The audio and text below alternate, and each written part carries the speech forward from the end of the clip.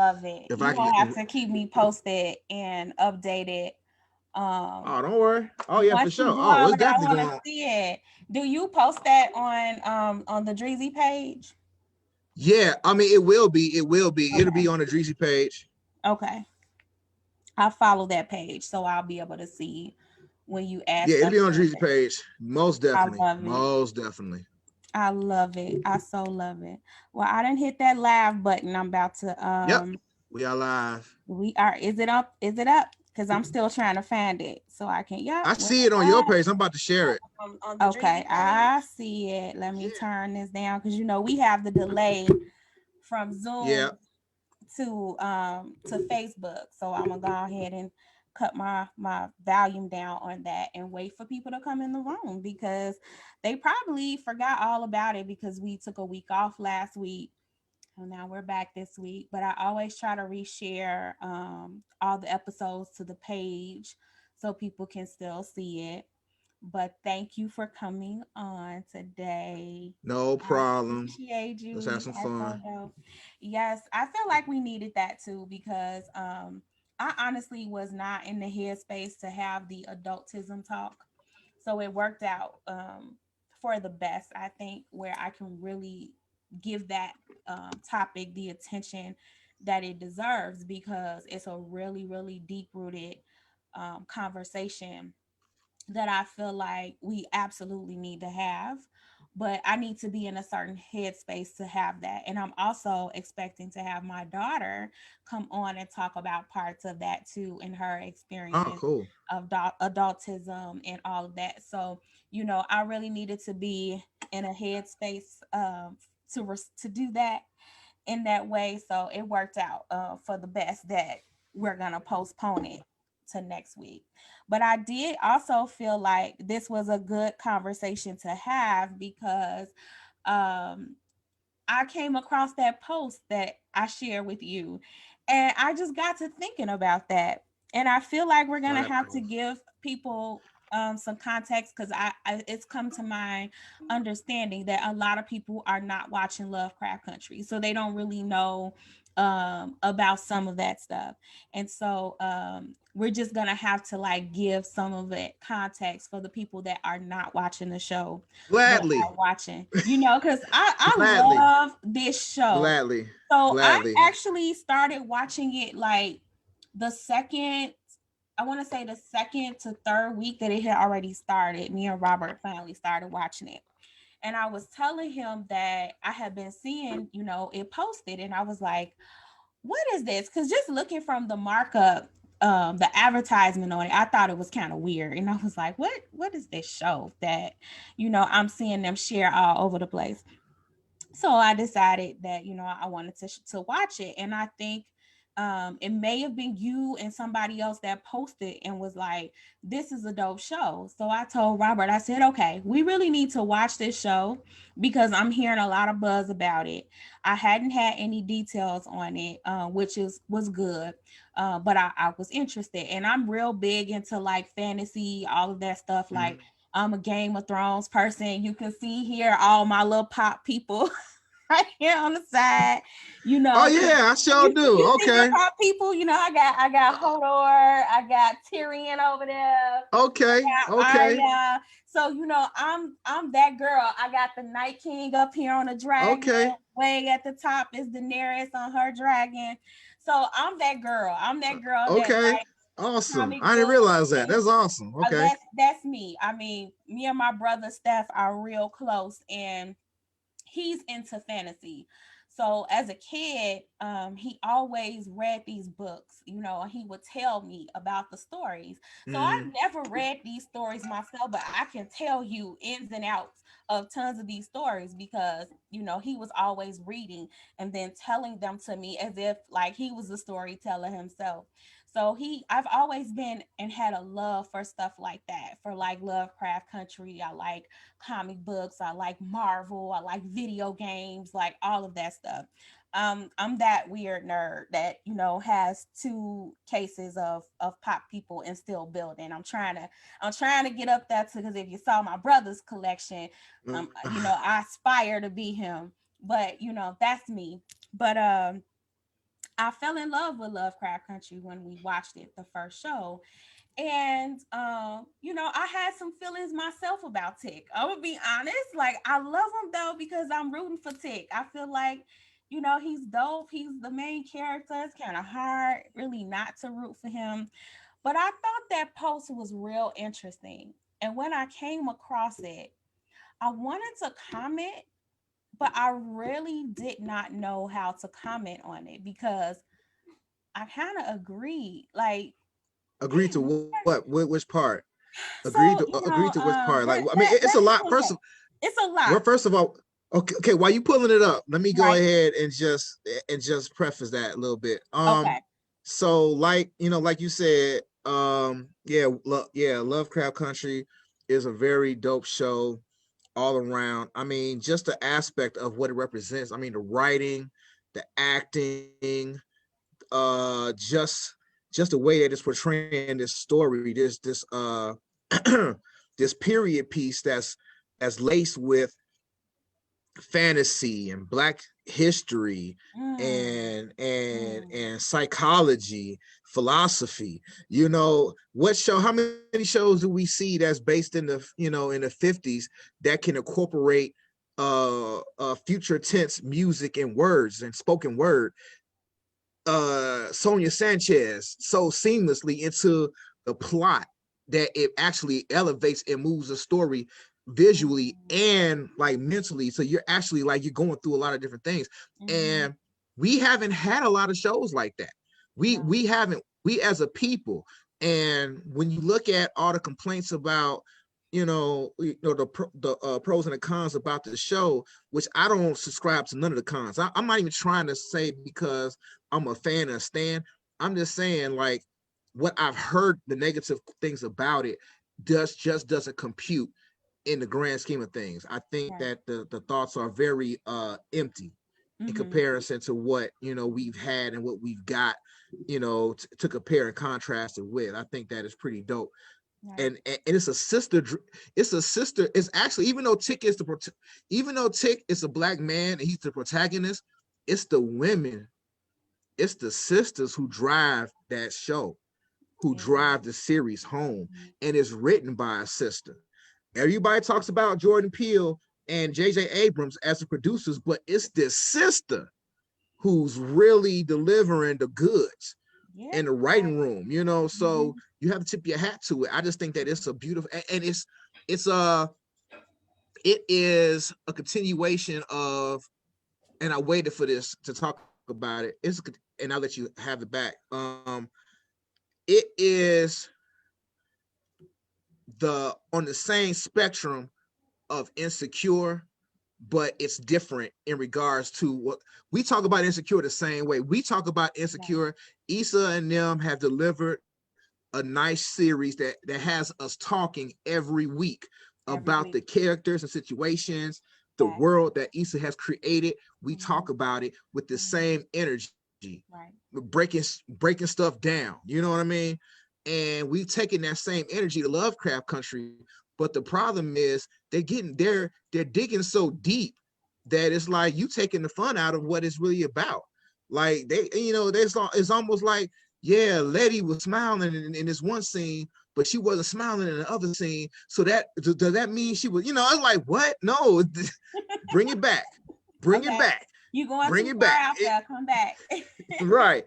So that's where I'm at, and that brings me to that post because I saw that post before you did. Because I saw it Okay. earlier today, and I was like, I was like, I'm just exhausted from it, and that group in particular is exhausting. I'm in the group still Mm-hmm. because hey, I can't be I'm not a monolith about my thoughts, so I can't Right. go around and try to project my thoughts as it's I'm the expert, so Right. I just let it go. I'm learning Mm-hmm. to let go of my thoughts being paramount. No, Right. you're entitled to your opinions, free thought, free will, and everything. However, it does not mean your thoughts cannot be stupid. So so you're entitled to your thoughts, but if they're stupid, they're stupid. I'm gonna leave That's it at that. stupid. And they're your thoughts, whether they stupid or not, they're your thoughts. I have learned to coexist with people that may not share the same thought process as me and not take offense to it. Like, I'm okay with us having different thoughts. Like, I'm not going to, unless it's just completely like, if you have some thoughts on like certain topics like racism, enough to say there is no racism or things like that, then yeah, that's a thought that I can't, I have to be careful about you being in my space about, because if you can't acknowledge certain things, that means that you can't really see me. But on the same respect, like, I'm gonna have different opinions from other people, and I can Right. completely disagree with your opinions and then, move on past it and not, feel differently about it. I actually like having adverse opinions with others, because then I get to learn something from them too. I don't have all the answers. I don't know all the perspectives, and I don't like to claim that I do. So I'm always willing to listen, but I also am more likely to shut down when I feel like people aren't willing to listen as well. So I'm not going to go back and forth. But that group in particular, I've had some good experiences in that group, and I've had some other ones where I've been like, I'm seriously thinking about jumping out of this group. But coming No, up, don't jump out. Go ahead. I'm, Don't jump out of it. Just side eye. Like I wish we had a side eye meme so we could just side eye. Like I'm not just a side eye because I hear you, right. but I don't know how much. I don't know who's actively trolling or who actually believes what they're What seeing. they saying? They actually believe We what they're got some selling. It's trouble. like We got some legit trolls out there, so they do be doing it just to get shit started. But I want to give our people that are watching, and I can't see who's watching. They done changed some things on Facebook, so I can't really see who's paying, who's watching, who's sharing, etc., etc.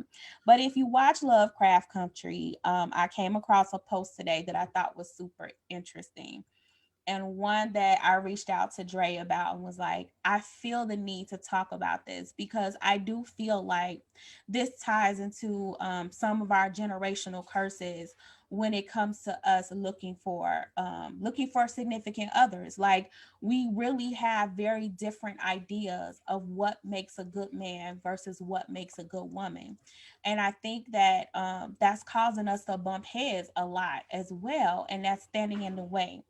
So I came across this. I'm gonna read it to the audience for context. It says, this Lovecraft Country group I'm in is dragging the fuck out of Tick. I mean bad. The subject came up why Ruby doesn't like Tick. An early comment was like, Ruby is jealous. Letty got a good man.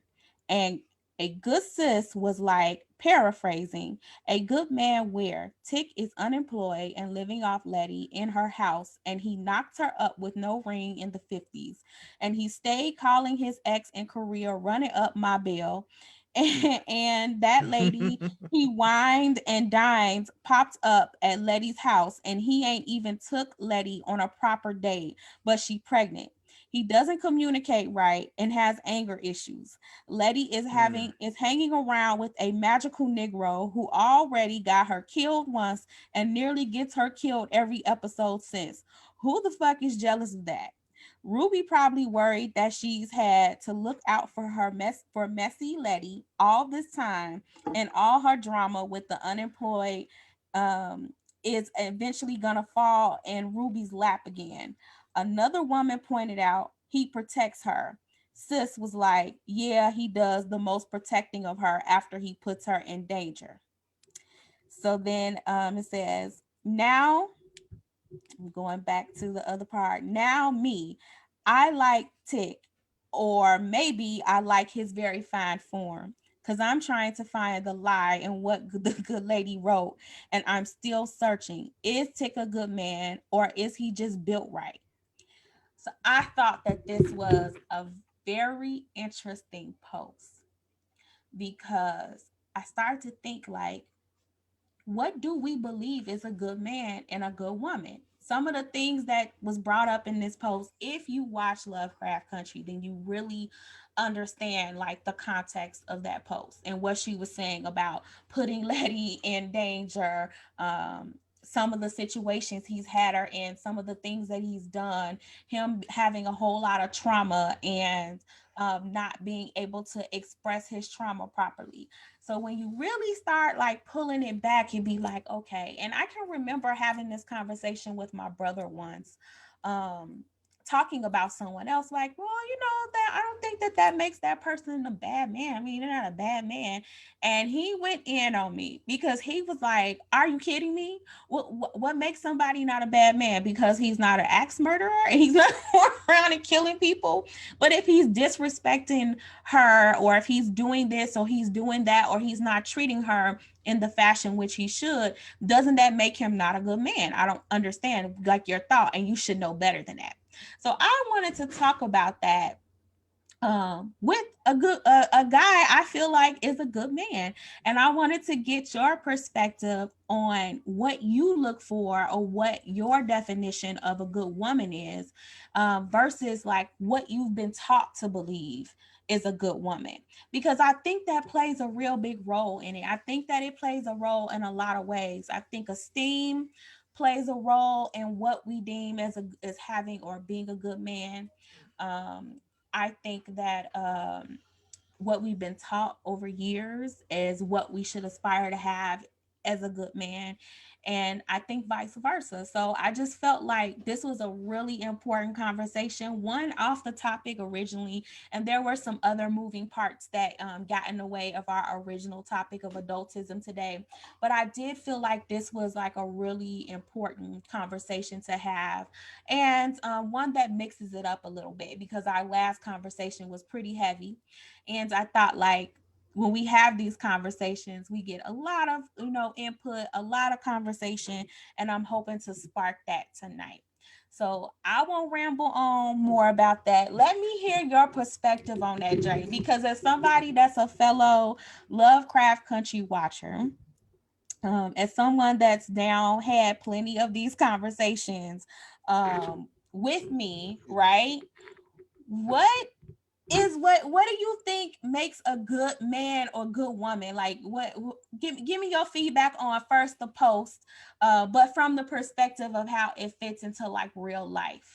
I want to hear your thoughts. Okay. Well, first and foremost, like I don't label myself a good man. Mm-hmm. Um, and I say that because that that's a trap in a lot of ways. Because it makes it like you're like without fault or infallible. And I definitely have flaws, and I definitely have, issues, in regards to just overall.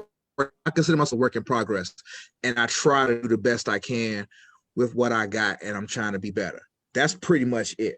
I accept the compliment, but it's like I want to be like I'm on the path of wanting to be better. So I appreciate the compliment, but I don't go around saying, "Well, I'm a good man. I'm a good man," because I know my history.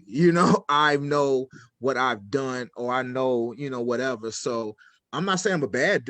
I'm not gonna say I'm an asshole. I'm not gonna say, I'm a bad man, nothing like that. But I just want to be very humble in that reality, because just like this man Tick, you know, segueing into him, for all intents purposes, he's a good man for the moment in regards to what he's doing and what he wants to do. Okay, for the moment, you got to look at it linear. Okay, Okay. wait, because you said something I think is super important, and I don't want to graze past it. And I Mm-hmm. think that it's something that when I'm considering what makes a good man or a good woman, I think about intentions. Mm-hmm. I think Mm-hmm. intentions are super important, but often grazed over. People don't really understand the power and the importance in intention, and Mm-hmm. so I judge, or intentions for me hold a lot of weight on how I look at people. And in doing that, I think it allows me to give people more grace than a lot of people would give others, because I look at, okay, what I don't look to assume or to characterize necessarily what you're doing or who you are as a person. I try to look and see what you're hoping to do, if you are a work in progress, what you were trying to mean or what you could have meant, and then I look to have more understanding in that before I just like deem you as, oh, you're an asshole, or you're a bad man, or you're a good woman. And I think intentions, when we're talking about this in particular, is super important, but that we often just kind of graze over. Like nobody talks about looking at a person or character based on intentions. Mhm. So I just wanted to point that out because I thought that was super important that you brought that up. But I'm gonna Yeah, let you finish. yeah. Thank you. And you're right. I mean, so that's how it is. I mean, naturally,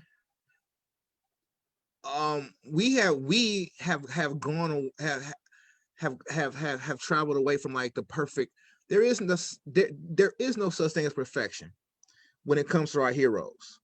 Okay, they got to have faults somewhere, whether they have self-doubt, or they have a weakness, or they might be too arrogant in their abilities, stuff like that. In Tick's case, he, like I said, he's just, this is an average man. This is an average man who was a veteran, and he's on his way back home. And it's already a tense situation going back home because of the trauma that he's had. Okay, let's walk through that. So he's already coming into a traumatic situation and establishing himself, you know and then in his journey, the trauma is unpacked about where it comes from and why. So we have a better picture about why he feels the way he feels about his father, why he feels the way he feels about himself, and the way he feels about others based on his relationship with others. Okay, we found out that in Korea he was a murderer.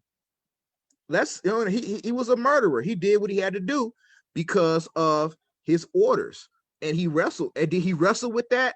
Maybe, but it didn't come into into fruition until he hung out with Gia and did all that stuff with her, and that's when it was on his mind. And so when he came back, you know, of course, like, and this goes with a lot of people who have been overseas, that who have done their fair. Vietnam vets, they all Iraq, Gulf War, all that good stuff.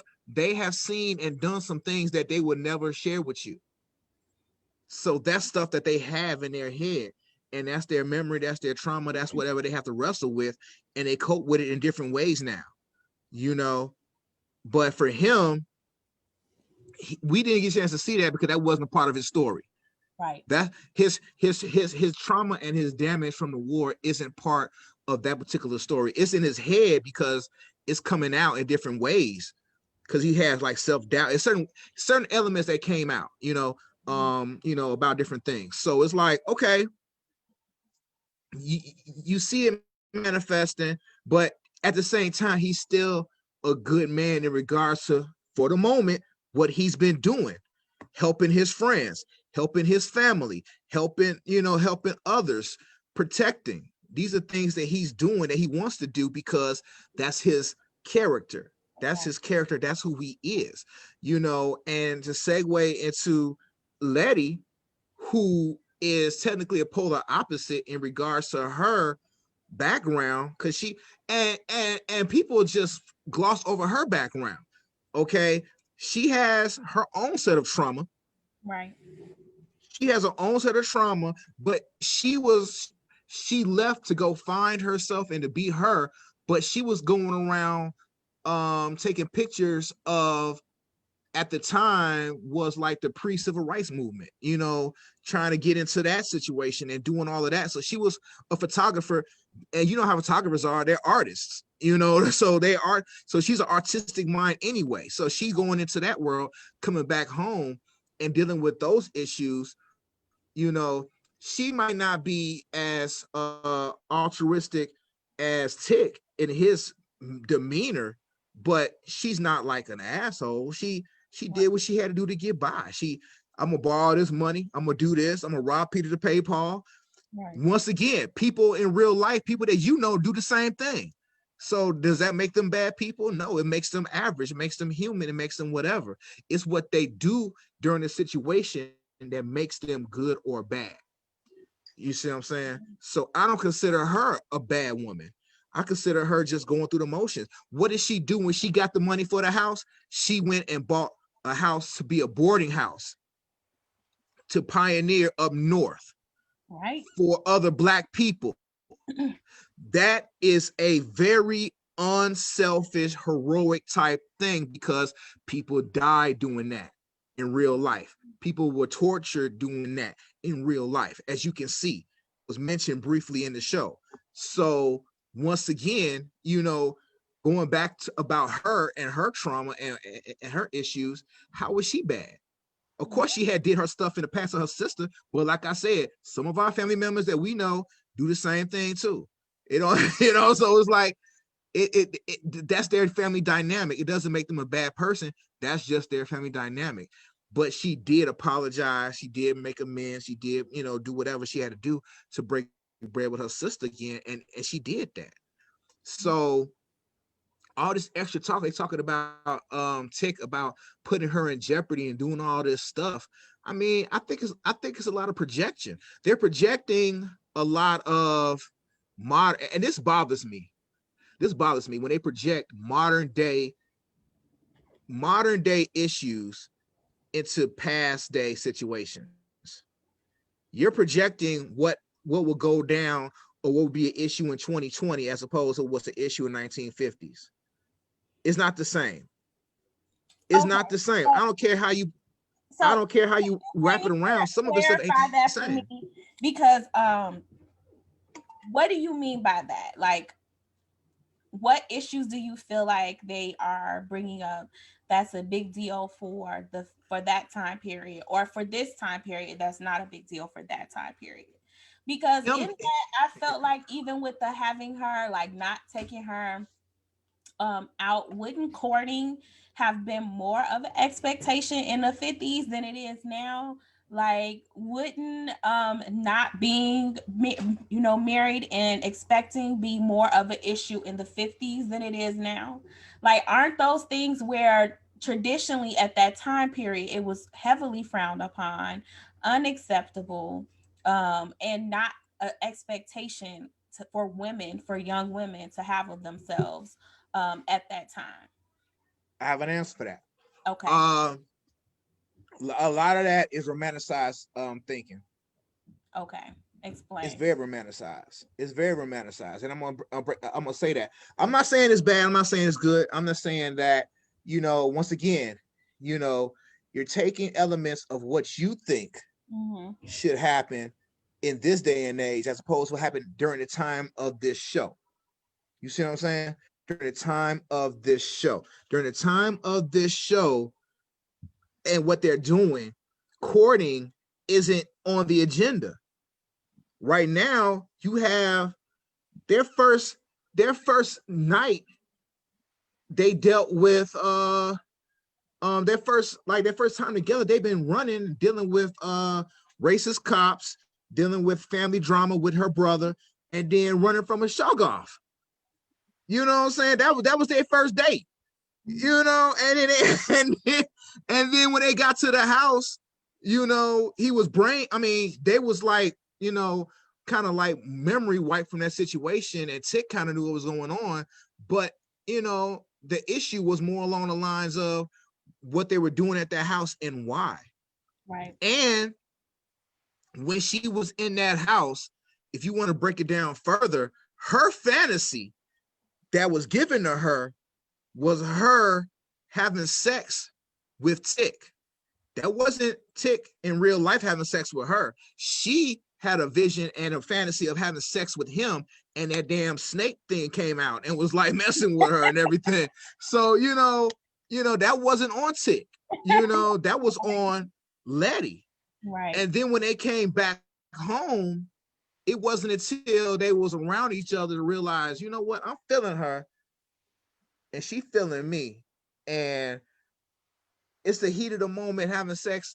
That's what sex is. Okay, let's not don't trip about that. Okay, let's not forget about that. Okay, so Let's not no. no, And also it's two things. It's HBO, mm-hmm. and number two, courting isn't on the agenda because that's not what this is about.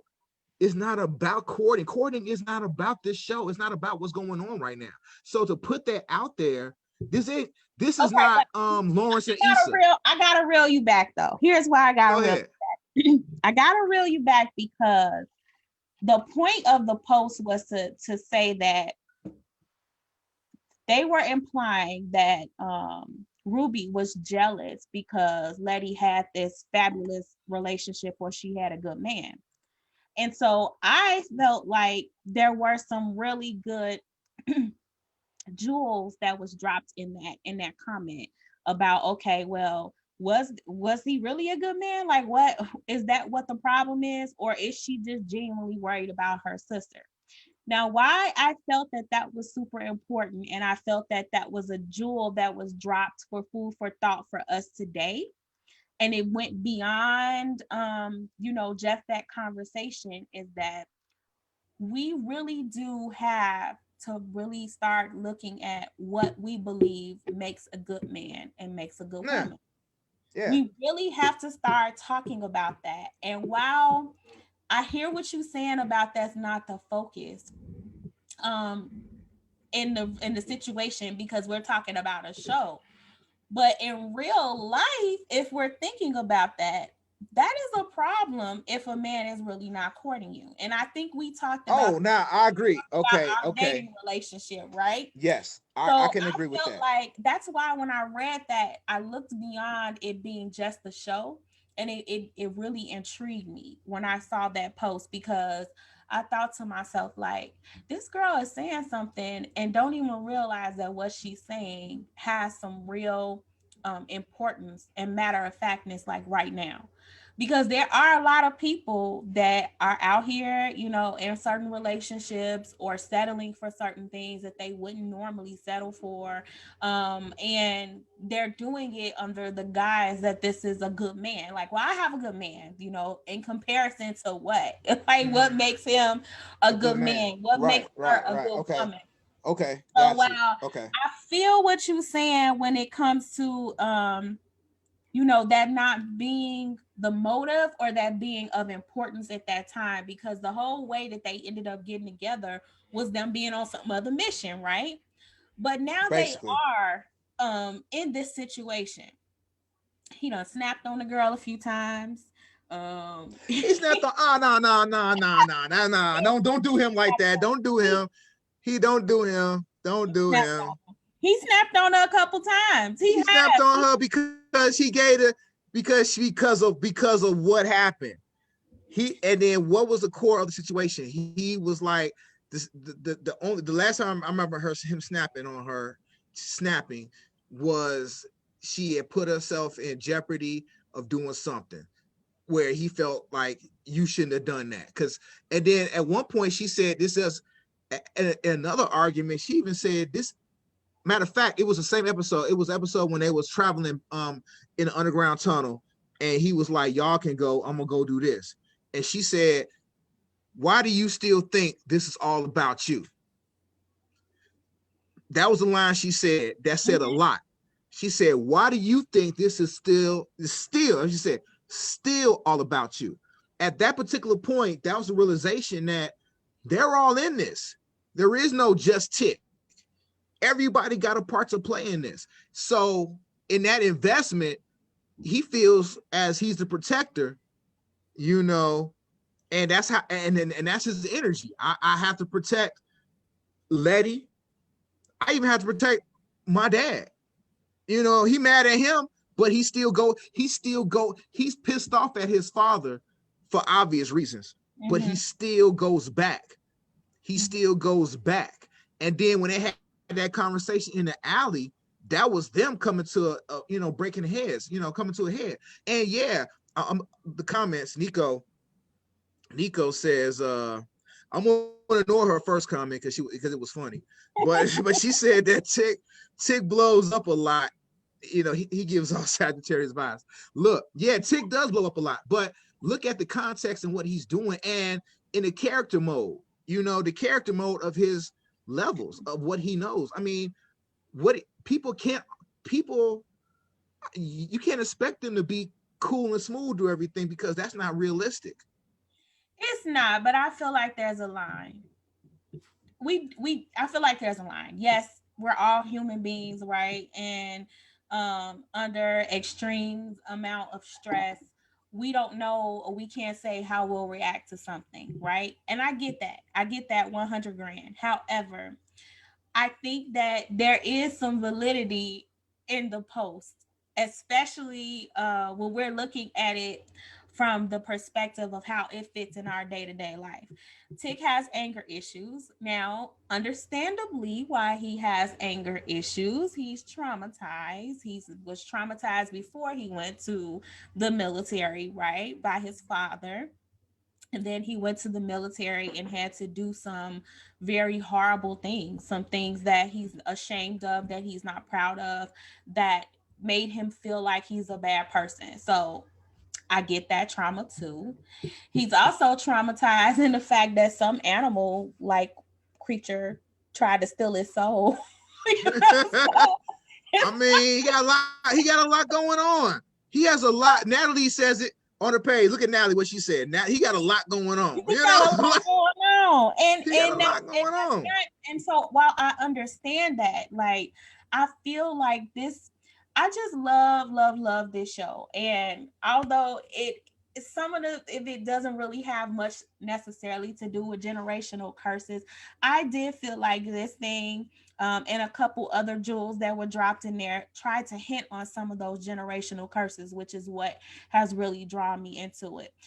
Down to how, Montrose was beat by his dad because of his own beliefs of him and concerns about him being homosexual. And then you have Montrose beating on Tick because he was beat on and hated as a kid, and he's trying to take out his own, trauma on Tick, and he says he's never dealt with it. So just the generational trauma in that, from father to son, from that father to son, and that's a generational curse. You want to talk about the generational curses in between Letty and Ruby's family, and you get to meet their brother, and it's obvious that Letty has a different father, and she probably was Yeah, treated very yeah, it was. differently because of the Yeah, colorism thing. So that's that's a whole another other piece too. generational curse in itself. And I, then when we start, they never talk about that colorism they part have with not them though. talked about it yet. They never address what we already kind of noticed. You know Well, what we I mean? already kind of noticed. My hope is that they will address it at some point, but they Next have not season. addressed it thus far.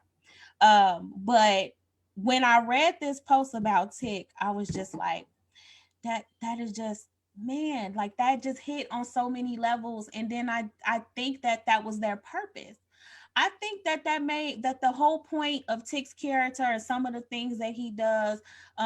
If you are a Black woman, you're kind of struggling and having like this internal battle with that about, is Tick a good man? Like, I want to like Tick, but then he do these things sometimes where I want to be like, lady, like, I want you to like him. I.e., when he's snapping on her and he going off on her, having his rages for whether they are good, for good reason or not. Like, there's a problem in that. And I think that what they're trying to do is hint on some of those things without actually You know what? Did you just do that damn hand raise thing? I'm waiting. I'm You waiting. know I'm what? waiting for you. Here you go. I wish Kawana was on here today. Yes, my co-host needed to have the day off today, so she was unable to attend today. But I really needed her on here today so we can get on this man with this whole Kawana. When you watch this, he doing it again. I ain't. I'm He's just doing the waiting. hand raise stuff again. I'm just waiting because you had hit on something. Because you hit on something. Okay, go ahead. Go ahead. Is it the fact that I'm asking this question for everybody, not only just you, but whoever's Okay. watching, because they And I'm got some good trying to look at comments. these comments. I said I'm gonna do better with these comments. Yeah. But go That's ahead. right now too. But is it the fact that okay, because everybody's addressing the fact that he's blowing up on Letty and doing things like that? is it triggering because he's doing that, or you don't understand, or not that you don't understand, but in the situation that's happened of why he's going off, that makes a difference as opposed to it being some. It sounds like because he's a black man raising his voice at a black woman for whatever reason, it's triggering to black women. Because is that a piece of it? I'm just asking because I'm trying to get an understanding, because we can see the same. While we're talking, I'm gonna try to pull up a scene and try to find a scene to kind of help guide us through, because I really want to look at the context of it, because I'm not negating the fact that he may have anger issues. I'm not negating the fact that he done went off on her, but I want to talk about the context of what he was doing while he was going off and the situation. Not trying to excuse it. No, but just looking at the situation. I want to address that, because while I do feel like you want to try to look at stuff for context sometimes, but I do think I still just feel like there's a fine line in how we respond to certain things. And to answer your first question about is it triggering as a black woman, abso-freaking-lutely. Maybe not in the same way for every black woman, but at some point every black woman can say that they've been made to feel a certain way by another black man, where it was belittling, where they were scared of them for getting upset or raising their voice or talking to them a particular way, or made to feel like they had to be defensive or on guard or protect themselves from another man, another black man, for whatever reason. I think it's just that um you can't really gauge then how far that person is gonna go. If they start raising their voice and getting disrespectful, how far are they gonna go? Like, okay, if I let him get away with this, then is he gonna take it a step further? Is he gonna do that? Is he gonna do this? And if you had any experience where a man has started out one way, did a couple things, got away with that, and they just keep going, we've been trampled over quite a bunch in our lives. And anytime that something comes along that's reminiscent of being trampled over, black women gonna run the other way. It ties into the same thing about the whole submission conversation and why women don't like to hear submission, because what that means is that I'm giving you power, that in order for me to be submissive to you, that means that I have to diminish myself, I have to give you power to abuse me, that means that you have to, it's servitude, that I have to be less than, I'm inferior to, and that means that you can treat me any kind of way that you want to. But then if you have people actually showing that to me something else, like protection, which was something that was brought up in that post where they was like, well, he protects her. He protects her. I don't think that men understand how much weight protection holds alone in black women. I don't think they get it. Like, do we want to be financially stable? Yep. Do we want to be protected? Yep. Because we've gone for so long without it. And so anytime that you find yourself in a situation where the person you need to protect you actually becomes the person that may hurt you, that is very triggering. That's like a red flag. It's off-putting. It makes you want to run the other way. So that's why you keep seeing us bring up, but he be going off on Eddie. He be doing this and doing that, because you're supposed to be protecting us from that. But if you're the aggressor, if you're the enemy, then who's protecting us? Like, what do I need you for? I gotta protect myself against you. Hey, give me screen share ability right quick so I can show this scene. Okay, let me see if I could hook you up with that screen share ability. You should have it. You don't. No, I already tried. It. Okay, let me see if I fix that. You got it? Yep. Okay. This is a scene from episode 5. Let's go with that. We ready? What you doing here? Where's Yahima? Go home. What? You just let her walk out of here? How long ago? Maybe we can find her. Titus's pages.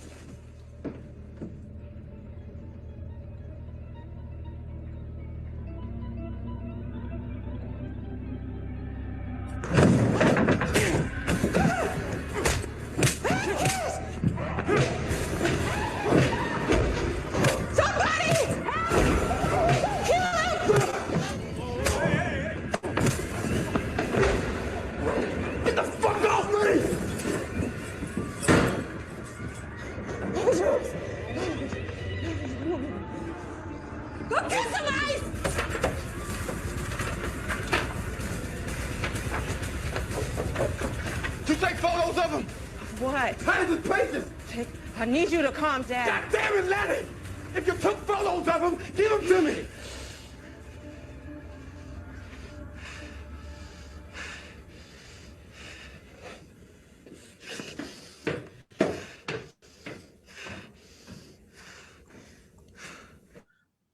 I rest my case. Did Okay, you- wait. You Did see what you- you got right there? Wait, back it up. So all of that right there, because I ain't see all of that until just now.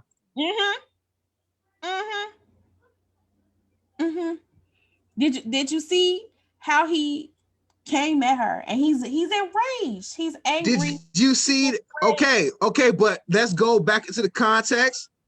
I like this scene, by the way. That's dope. All right. So let me hold on. Okay, go back to that. Okay, I stopped screen, whatever. Okay. So with that, two things going on.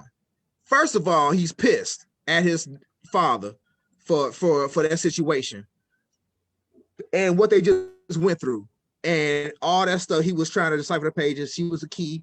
She gone. He's pissed off. He's upset. He goes downstairs. And yes, he did lash out verbally. He did lash out verbally. That was the thing, Now, what I want to talk about in that scene was how she had that bat. She had that bat in her hand, and she stood her ground. And when she stood her ground, he looked and he walked away.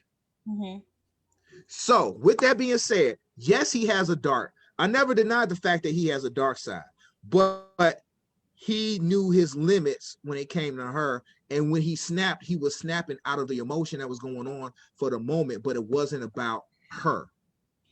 Be as that may, Mr. Russell, it does not mean that it still was not scary for her coming at Oh no, of course. Coming at her like that. And that there are times where Black men have gotten so upset or enraged that they don't see and they can't control themselves. They can't see that who they're talking to. They already in it, and it's dangerous. It was a dangerous moment for her. So yes, to answer your original question, she had that bat. She had that bat. She had that Letty bat. She had that Letty bat. She wasn't because playing. if he decided he wanted to get froggy and jump, she was gonna knock his ass right back down. Exactly. Yeah.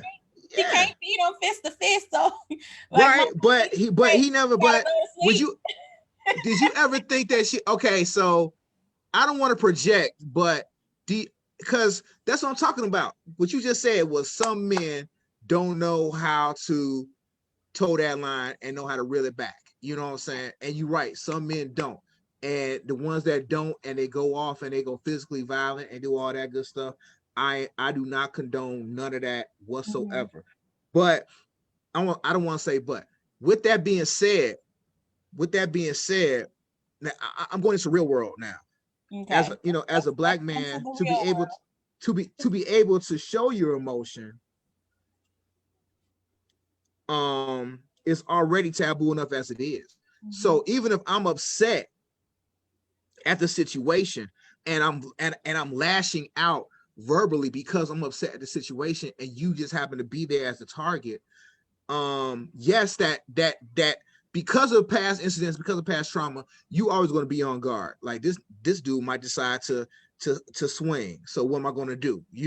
So that's a situation that you have to deal with, What a man has to kind of deal with is the fact of, she's not the person who did it. You that's that part. But every man, it's hard to do that. It's hard, and it's not an excuse, because I don't want to excuse none of it. I just want to just put a finger on it, because you can be upset totally at a situation, and he's talking and he's lashing out emotional, but that emotion is not necessarily towards you. It's about the situation. And how many people have wanted to have that bat like Letty? How many of you all ever been in a situation where you might have felt endangered, but you was by yourself and didn't have that bat, And at that particular situation, if you had that bat, who's to say that that other person would have backed down? Been like, oh, Back you got down. a bat. Like, oh, you got a bat. You gonna hit me with the bat, He probably wasn't gonna back down, and that's no guarantee that he would, but just in case he wasn't gonna catch me slipping. He was gonna Right. I get that. do my best. I was gonna do my best to make sure that it was no harm gonna come to me. I just feel like that is a real fear that we have sometimes as Black women, and Yes. not even necessarily in the physical respect. Sometimes that comes from the emotional and the mental respect as well, or aspect as well, where we literally are afraid. Like, we are afraid to open up. We're afraid to get invested. We're afraid to love you, even because in loving a person you give up power. Like, it's more than just the physical part of it, which is why I felt like when I read that post, I thought it was like a really important thing to discuss, because I think it's always, when we think about protection, we're always just talking about the physical aspect of it, but it's emotional and mental too. Like, you got to be able to protect us emotionally and mentally. And yeah, okay, you can probably kick somebody's ass if they touch me or grab my ass or disrespect me. But what good is that if I got to go home and listen to you, condescend to me, or yell at me, disrespect me, call me out my name, or if I open up and I tell you how I feel about something, you diminish it, or you make me feel a particular way for being emotional or being sensitive or whatever. There's so much more to protection than just physical. And I think that that's part of why, if Tick was a real man and this was a real relationship, I would have concerns for Letty as well. Because I mean, we just think that Tick's a great man because it's like, look, he gave us some backstory about, before, when he was with the Fox girl. I forgot her name already. The Fox lady. What was the Fox Gia. lady? Gia. Jihan. When he was with her, he told her, like, I've never done this before. He was a virgin. So then, as as a lot of Black women, if they was like me, I was like, oh my gosh, like, he's a virgin and he finna do it for the first time with somebody that's gonna kill him. Oh my goodness. So, you kind of emotionally connect in that way. And then, before we saw what he did in Vietnam, when he was in Korea, before we saw when he was in Korea and what he did and how he was a murderer, and we started to get some background on Montrose and how he raised him and what he went through. And when we start hearing the hints of possibly Montrose not even being his dad, that speculation came on early on. And you start to connect and feel bad because you know that this person has some trauma. But even still, with all that, I still feel like I have some concerns if this was a real relationship. But you know what? But a lot of that is imposed on what you know. And like I said, that's imposed on what you know and what you've been through and your experiences. And it's unfair. It's an unfair projection on the character situation. But I get it.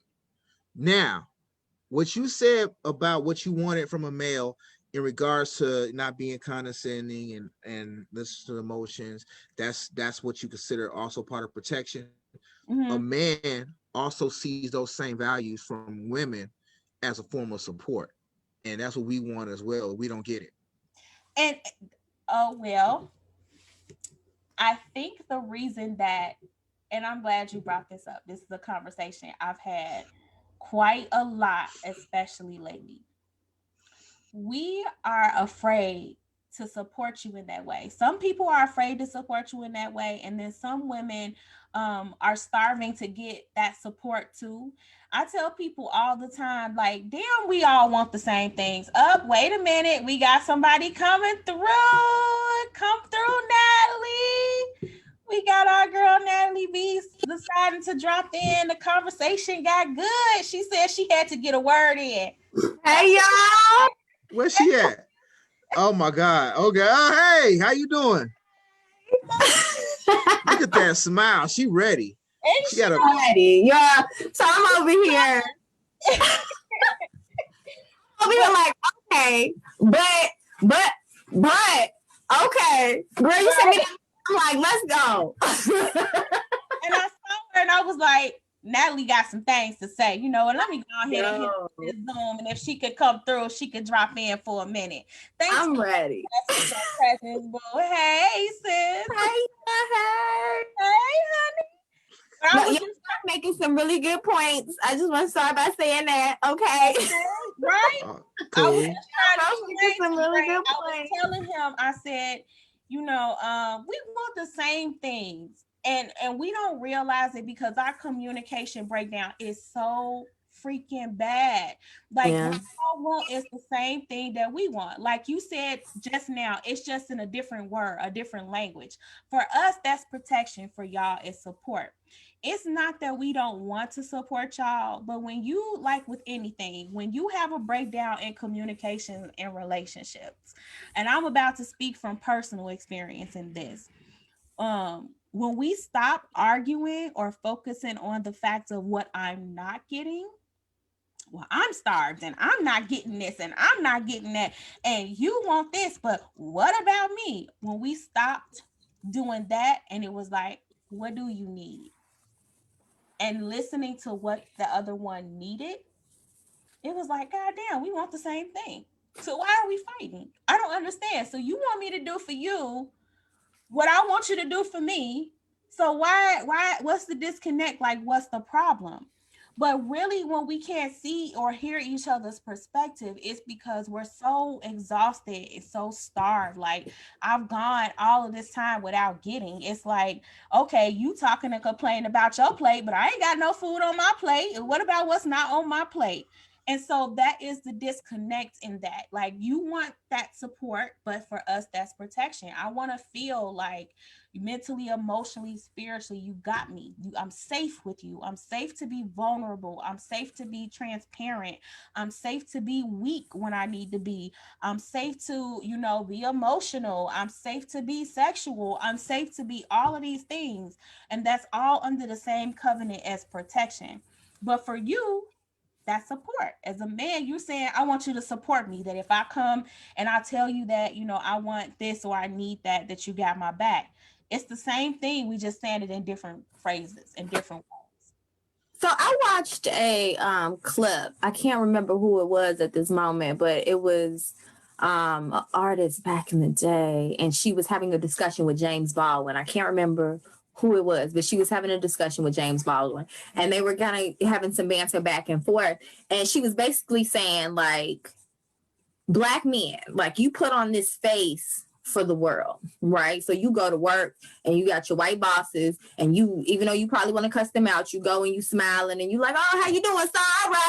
All right. And you go to the store and you got the white cat and you got all of these people you interact with on a daily basis, and you put on this face for them and you smile and act just fine for them. But you come home and put all of that negativity on me as the Black woman in your household who you're supposed to love and cherish. And she said, put on that face for me. She like, out here in the world, these people you should be cussing out, you smiling for, and you got on this mask, but when you come home, you unleash all of that stuff on me.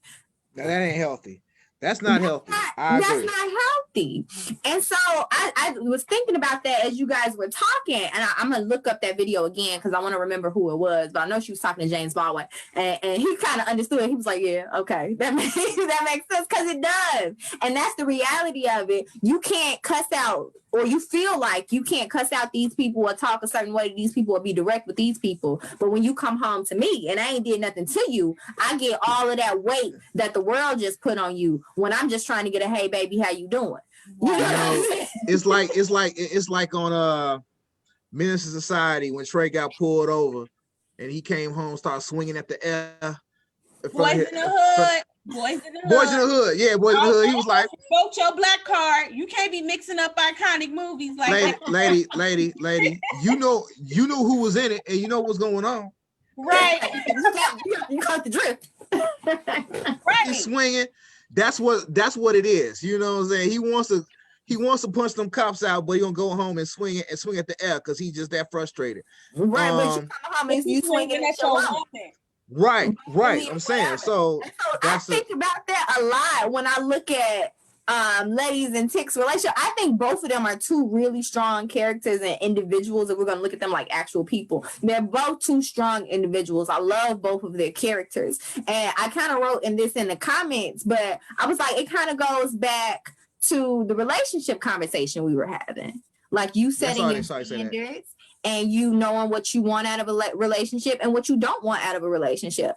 And so looking at these characters and like the craziness that they go through, because I do kind of feel for Tick. You know what I'm saying? I'm like, he's going through a lot. And somebody said something about him not having a job or something. And I was like, you can't expect this man out of all of this stuff he's going through to go get a 9 to 5 and give any types of care. So, I mean, he did just come from, overseas. And, I just remember that opening scene where I felt like it automatically had us buy into Tick is when they had the bus broke down. And they were getting off and all the white people were getting rides to the next town and they knew that did not include them. Yeah. And his first response was, let me carry your bags for this black woman. And I think Tick's a great guy. I honestly think Tick is a great guy. The question is, and this is for men in general, a lot of men fall into this category, but we're talking about ours, so specifically black men, I think falls into this category. Is you're a great guy, right? We give you that. You have baggage and trauma. How can you not being a black man in America, right? I give you that as well. But how much of that and how much of your healing do I have to take on if I take you on? Again, this goes back to our conversation we were having when we were talking about relationships. Everybody should be working on their own healing journey, right? Granted, he in the midst of all of this foolishness, so he ain't really got time for a lot of this healing he got to do because he got past healing, current healing, some future healing he gonna have to work out, okay? So in the midst of it, I'm also thinking about like, is it the situation that they're in that's really pulling them together? And outside of this crazy situation, would they work as a couple? And I think that happens with people in real life. They get caught up in certain situations or feelings, and it's a whirlwind, and they riding for each other, and they rocking with each other, and there's all types of love or lust happening. But it's like, but is this a sustainable relationship? Is this a healthy relationship? Or is it just for while we going through whatever this is to be there for each other type of thing? That's something I think people should think about. Well, for Letty and Tick, and I think you might have missed this part earlier. I'm going back to my point about this, is projecting modern day values on what they look at. I mean, some people got in relationships because they just liked each other, and that's what it was. They're not thinking about none of this stuff that we're talking about because none of this stuff was on the table as an agenda to talk about. It wasn't about, are you fixing yourself? Are you healing yourself? Are you seeking therapy in the 50s? No. I like you, you like me, I love you, you love me. We're gonna build a family, we're gonna do whatever. That's what it was. They made it work. You know what I'm saying? I mean, that's just how simplistic how it was. You know, it wasn't on the table. Is that and no, it doesn't matter because they made it work. today it matters today because we think about it. It's ingrained in our mentality to talk about it and think about it. But trust and believe. I'm sitting here thinking about my grandparents now. Rest in peace. Both of them in this house, dealing what they did and built what they built and everything. You know what I'm saying? Never once did I ever think about, what do how does grandma feel about him, going to the bar, going to the bar, hanging out, how does grandpa feel about, how does it make him feel when she argues with him about something on the news? That wasn't on the agenda. They argued, they bickered, and then they went to the same bed every night, got up, made breakfast. You know what I'm saying? That was the mentality. Now we on Facebook. This motherfucker gonna tell me that I can't do this, and then they go back. They go back and forth. You know what I'm saying? I'm just saying, like, it's a different thing. Or you go to your girls or go to your guys and vent about that situation. I never saw that with them. You know what I'm saying? They just didn't operate on that level. But it's certain things we should take from our elders, and it's certain things we should not moving into present. Well, yeah, I agree. I mean, back in the day, they also had probably like 3 sad families, and your main wife actually grocery shopped for the other 2 children homes. Like, and you found that out. And you found out soon the funeral, right? I mean, I'm not saying, but once again, it ain't healthy. But they made that shit work. They made it work. And that's the thing. I'm not saying, but that's not in our ministry because we're not brought up to do that. And we're not brought up to accept that. So we're not going to do that. But in the 60s, 50s, 60s, 70s, you know what I'm saying? That was part of their lifestyle. We're not doing it. My hand raised. I know you see my hand, my little black hand right there. You raised your hand, sis. I know he saw my black hand. I didn't see that. Do it again. I know you saw my colored hand. Hold on here. I ain't see it. I think I missed the hand. Oh, there you go. It blended in with it blended in with your pops. On the armoire. It blended in with your pops. He got hanging up on there. Gotta be responsible when we leave out. But yeah, my hand was raised. Hold on. Go ahead. Yeah. That shit wasn't good though. And I think we really need to be honest with ourselves about that. I have long stopped looking at the longevity of marriages and using that to place value on how great or successful that was, because it wasn't something that you did. You didn't get divorced. You didn't leave your family. No matter what you went through, there are a lot of people's grandmothers that were being brutally beaten at home. Daddy done, had a addiction to something. He constantly gambling things out. Mama working 5 jobs for all of them, beating the kids like on Lovecraft Country. Fact. And I think that plays a huge role into why there's so much division even now, because we grew up seeing that.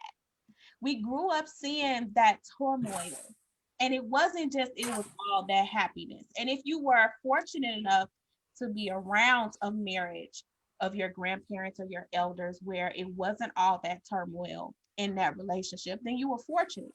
But there were a lot more relationships and marriages that had extended other families, that had those abusive granddaddies, that watched the grandmama pretty much work herself to the bone, that felt disrespected, unloved, and not cared for.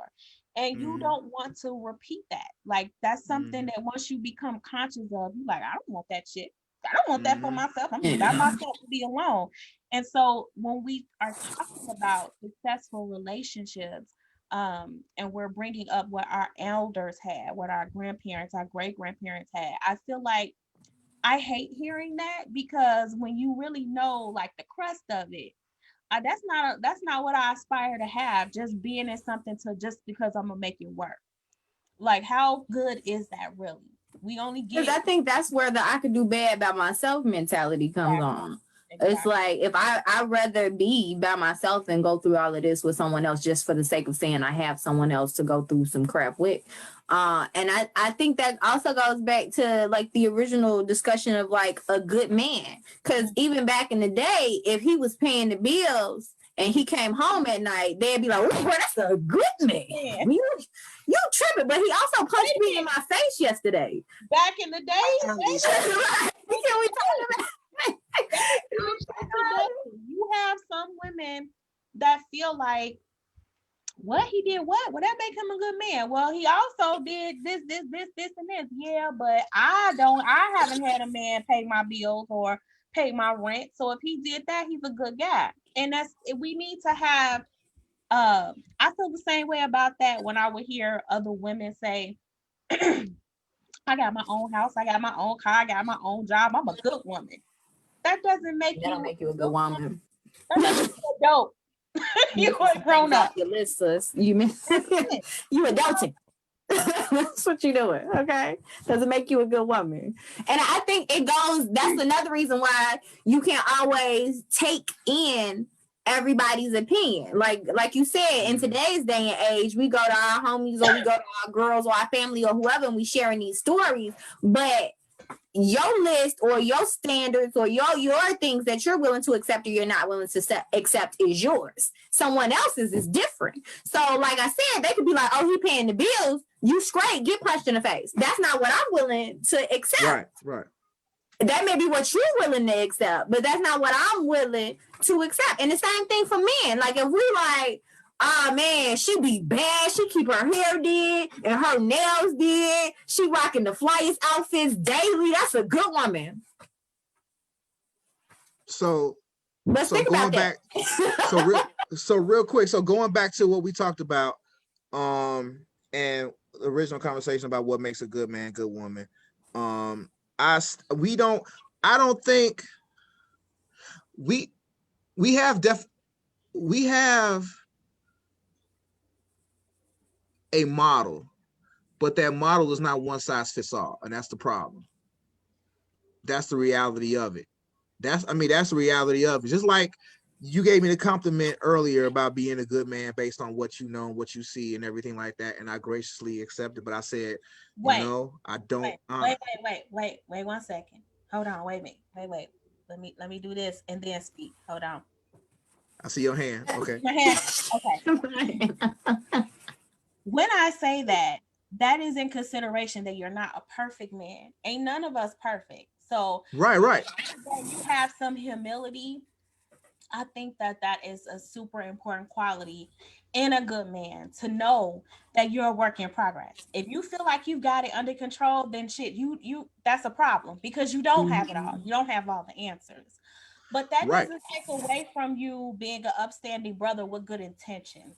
No, I'm not saying it does. I'm just saying, like I said, I appreciate, because I recognize that, and I'm, like I said, graciously and everything, doing that Teddy Riley. Thank you. But somebody on the other end probably watching this, he ain't shit, or whatever, based on their views of what they think a good man is, or whatever, you know what I'm saying? And in their view, they could be right. You know what I'm saying? It's not one size fit. It's not one size fit all. Like, it's really not. And that's just the situation. I know a lot of men. I was saying it depends on your standards and what you decide you want in a man.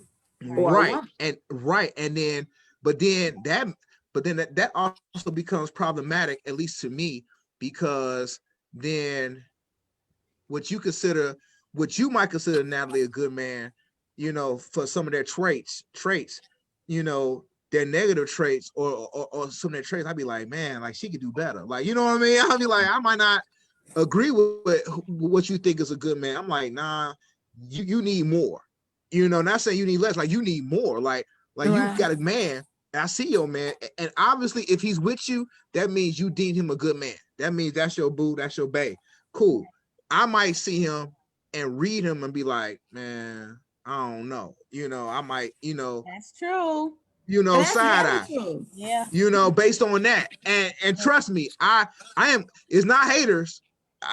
I do have hater abilities, but for the most part, I do have hater abilities, and they're pretty strong. But for the most part, you know, I'm be like, look, like, like she not you can do better, but you deserve better. Based on what I see, because of course everybody can do better, but you deserve better. So for me, I'm just here, and as soon as he's fuck up, I'm gonna be like, I ain't like that nigga no way. You know what I'm saying? You know, but after he showed himself, I ain't want to tell you. You know, but and I know for a fact you all could be the same way with anybody I date. Trust me. Yeah, you and all I become think it big goes sisters. back to that thing though. It's self-love first. If you working on yourself and you hold yourself to a higher standard, you gonna want your other person that you with and share your time and your space and your energy to be holding themselves to a higher standard as well. So if you don't love yourself, pretty much from that point forward, anybody coming into your presence is gonna be iffy. Because I'm talking about friends, associates, family members, significant others. Like, it's all gonna be iffy if you don't care about yourself enough to make sure you holding yourself to a standard and the people around you to a standard as well. Because I love everybody. You could be trash, I'ma love you from over there. Right.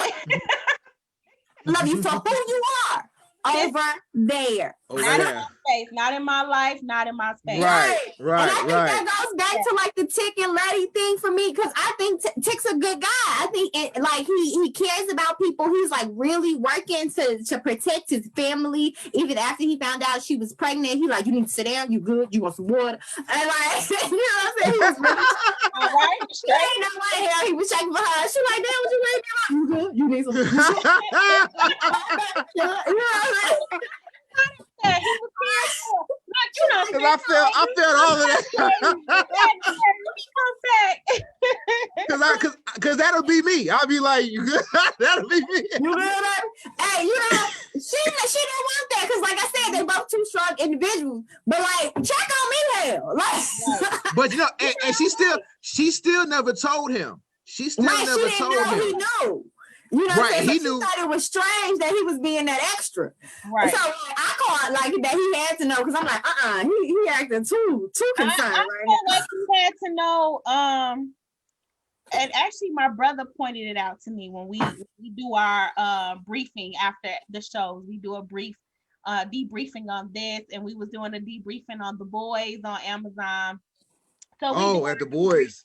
Yeah, that's another conversation. I didn't know you watched, so we're gonna have to be talking about. I ain't up on that. Okay. Listen, listen. I gotta get up. Okay.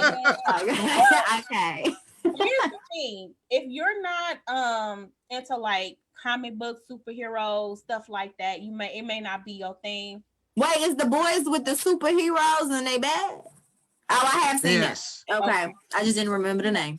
I have. But, you know, me and Steph was doing our debrief on Lovecraft Country, and he pointed out to me that when Tick got pushed back to the portal, the name that was on the book, and he said that he believed that that's his son, or because I was like, yeah, it said George, and I was like, well, maybe, you know, since they were in a different realm, it was George. Right. And he right. I don't think he was kind of young. Give you better thing. So, you know, he was the one that pointed it out to me originally, right after we watched that one, that's what it was. You gotta watch, man. Yeah, you gotta watch. When I seen him acting all extra with Letty outside of Emmett Till's funeral, I was like, he knows something. He know. And she just didn't think about it because I don't think she knew about the portal. She never knew he went through the portal. So she still don't know. She still don't know. Well, the daddy told her. After all of that, he told her. You're right. I forgot so, you know, with that being said, I do see a lot of wonderful things where I'm kind of like, I do think Tick is that dude, is that good guy. But it just, reading that post just made me think about it on like a today's level, about how I was looking at it, seeing like, this is a dope man. This is a dope soul. You know, I want Letty to work out with him. I hope everybody survived this next episode, et cetera, et cetera. God, I hope everybody survived. Please, Lord. But there's a whole bunch of other people out there that is looking at him and seeing something completely different. And they're see, that's where projecting. I started They're projecting Lauren's vibes. They're projecting Lauren's vibes on Tick. That's what they doing. So They projecting. They want him to be the bad guy. Like See, I they want. definitely don't want Tick to be the bad guy. I see his greatness and I see his struggle and his current craziness that he has to make it through. I see all of that. But for me, again, it goes back to your list, your things that you say you want in a partner, your deal breakers, and your things you willing to bend and not bend on. And so she has to evaluate that. If this was present day, we know this back in the day, and they was just like, "You a good man, use mine." Okay. But in present day conversation, like she has to take those L's or not. She has to decide, like, okay, foundationally, he's all right. You know what I'm saying? He got my back. We going through some crazy stuff together. I got his back. You know what I'm saying? He does care. These things she has to think about, but she also got to weigh out those cons. I did have to pull a bat out on my mans, okay? I did, you know what I'm saying? He did flip the table and didn't care I was standing there. All right, like that table almost smacked her for a second. So like those are the things that she kind of has to weigh out if this was present day. And same thing for like the conversation overall on what's a good man and what's a good woman. Nobody's 100% perfect. So it depends on you and your list, your things and your deal breakers and non-deal breakers for you that you have to weigh out and see if this is the person that you are willing to spend time with or figure out if they're that one. I want to try something, and I think it's going to be even better now because I was going to do it with Dre, but now I think that having a third person is even more so, just makes it that much better.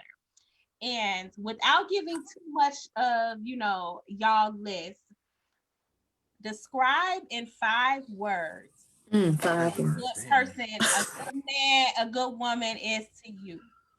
5 words. Did he just pull out a piece of paper? Got a piece of paper. Well, this is also my school/studio office, so I got paperwork and stuff. You got paperwork everywhere. Okay, hold on. Okay, you said okay. What's the homework this time? 5 initial qualities, because I really think it's hard to sum up what I got more than 5. Exactly. But I want your top 5. I want your top 5 that even to get your serious consideration for where this, or if you're dating someone, like if this has the possibility of being more, what is your top 5 qualities that will make you say, I might be on to something here? Like, I think this is a good one that would make you stop in your tracks of dating other people and pursue that person seriously. I want to also extend that question out to my viewers, our viewers that are watching right now. What are your top 5? If you feel comfortable enough in putting those in our faces, in our chat, our live chat, let me hear from y'all.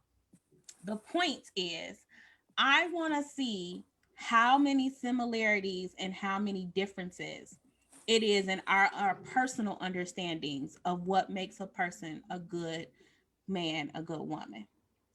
So I'm gonna give y'all a minute. Y'all want some music? Appreciate you. So long as it's not the doo doo doo. Oh, is that what you started doing? I was like, oh, everything but that. Okay.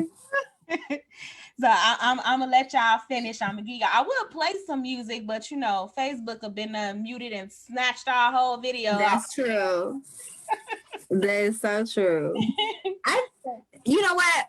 While I'm writing and thinking, I want to talk about Uncle George for a second. Okay. Let's talk about Uncle George. When we think about good men, and since we're talking about good men and good women, okay. Hippolyta and Uncle George, okay. I think they're so perfect. They so perfect. They were so perfect. I think that's a good woman and that's a good man. Mm-hmm. Now they, again, like we stated already, not perfect, because ain't nobody perfect, but they were a really good couple. They supported each other. They loved each other. They were tender with each other, amidst everything else that was going on in the world and the work that they were doing, going out and like finding all of this chaos in the world. he didn't bring that crap home with him. You know what I'm saying? When they laid in the bed, that opening scene with them in the bed together, and what you doing? Looking at my wife, looking at you, and you know what I'm saying? Like that. Those moments were beautiful. And when she went back after she went through the time warp or whatnot, and she grabbed her man, because that's what she did. She like, I'm Hippolyta, but that's Bae, and I'm going back to get him. Okay. My man, look, if I have to do that outer worlds for the rest of the world, he's coming with me. Whatever I'm doing, he's coming with me. And I'm wondering if she really brought him back. Oh, look, I'm trying to not talk too much, because she was gone for an awfully long ass time after she had said she was returning. So did she get lost? Did she take a I think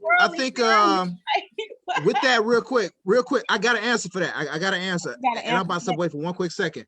Okay. So, you know, you got to think a bit like, you know, how much time actually went past since she was gone. True. Real time. Like she was gone for like about a week. You know, so 200 she years. Said she was gone for years. Then 200 years. 200 plus. 200 plus years. Plus. So with that, and she said she was coming back. So in the episode that we watched, we don't know how long that time was for them in real time. So for her coming back could have been the end of that episode when she said she was coming back. So it just so happened that it happened when D got into the situation. But don't look at it like, you know, the next day, like Tick came back right away. Came back right away. He was gone, he came right back. Of course, she was coming back, but she didn't come back right away. But she was coming back because she said, I want to go be with D. But whatever time frame that she took, you know, that was just a time frame. It was I won't say it's relative, but you gotta look at it like in that, you know, space-time continuum thing, that she was gone for all that time. When she decided to leave and come back, that was when she came back. But she came back when D got in trouble. You see what I'm saying? That's pretty much what it was. It wasn't like, oh, I'm gonna wait or I was going. I just know that was the time frame. I just kind of assumed that she done brought Uncle George back and they were somewhere getting it in, trying to make up for lost time. That was just my thought. I don't know if that's the truth. No, at the end of the episode, she was like, are you going to stay or are you going to go? And she said, I'm going to go. So she, at that particular time, in that particular episode, she left, but she just happened to come back. Right when it hit, it was hitting the vent. Right. Because she walked in like, what about you? Right. Exactly. I'll be right back. Okay. Did y'all also peep that? And y'all tell me if I tweaked, but that first episode where Emmett Till asked on the Ouija board, was he gonna have fun down south? And they was like, nah, baby, you ain't. Did y'all? Was that George? Was that Uncle George on the Ouija? Before he asked that question, when D first got mad and was like, why y'all playing? And they was like, that ain't us. And she got up and walked out. Didn't it say his name? It did. I think it did. So was that Uncle George in the crib? I think it was spelling out the name George. And I think Dee realized that and it freaked her out. And she was like, that's not funny, you know, because it was her dad's name. But I don't know if that was absolutely George. Uncle George or not. Okay, I'm gonna have to go back and revisit that. But I'm just like, that's Uncle George. Okay. I'm planning to watch all the episodes because it's so many like little jewels that you'll miss, that we missed and we gotta pick up. I love how much culture and knowledge they are putting into these shows. Like that first episode got me when they had that Gordon Parks photo come to life with the little girl in the mouth.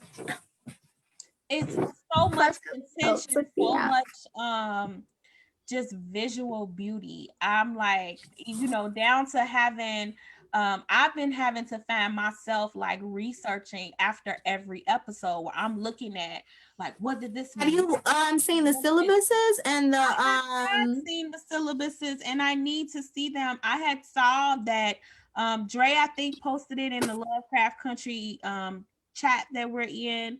And I just lost the post before I had time to look at it. I probably was working. Does anybody who listen to the podcast? Because the podcast be breaking that thing down too. Yeah. Maybe that podcast break that thing. The podcast breaks it down. The podcast breaks it down.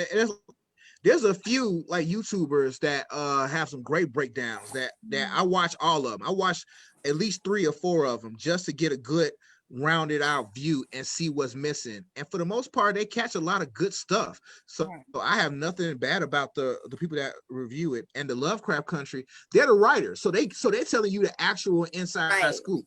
That's the best one. At the After writer's that, there's table. other. Oh, okay, y'all. Hold on. We gotta bring it back for a minute because now I'm looking at my chat and I'm seeing that I'm getting some of those responses. Okay, I got mine. I'm ready. So I have my Miss Ellerby. Love you. Thanks for watching.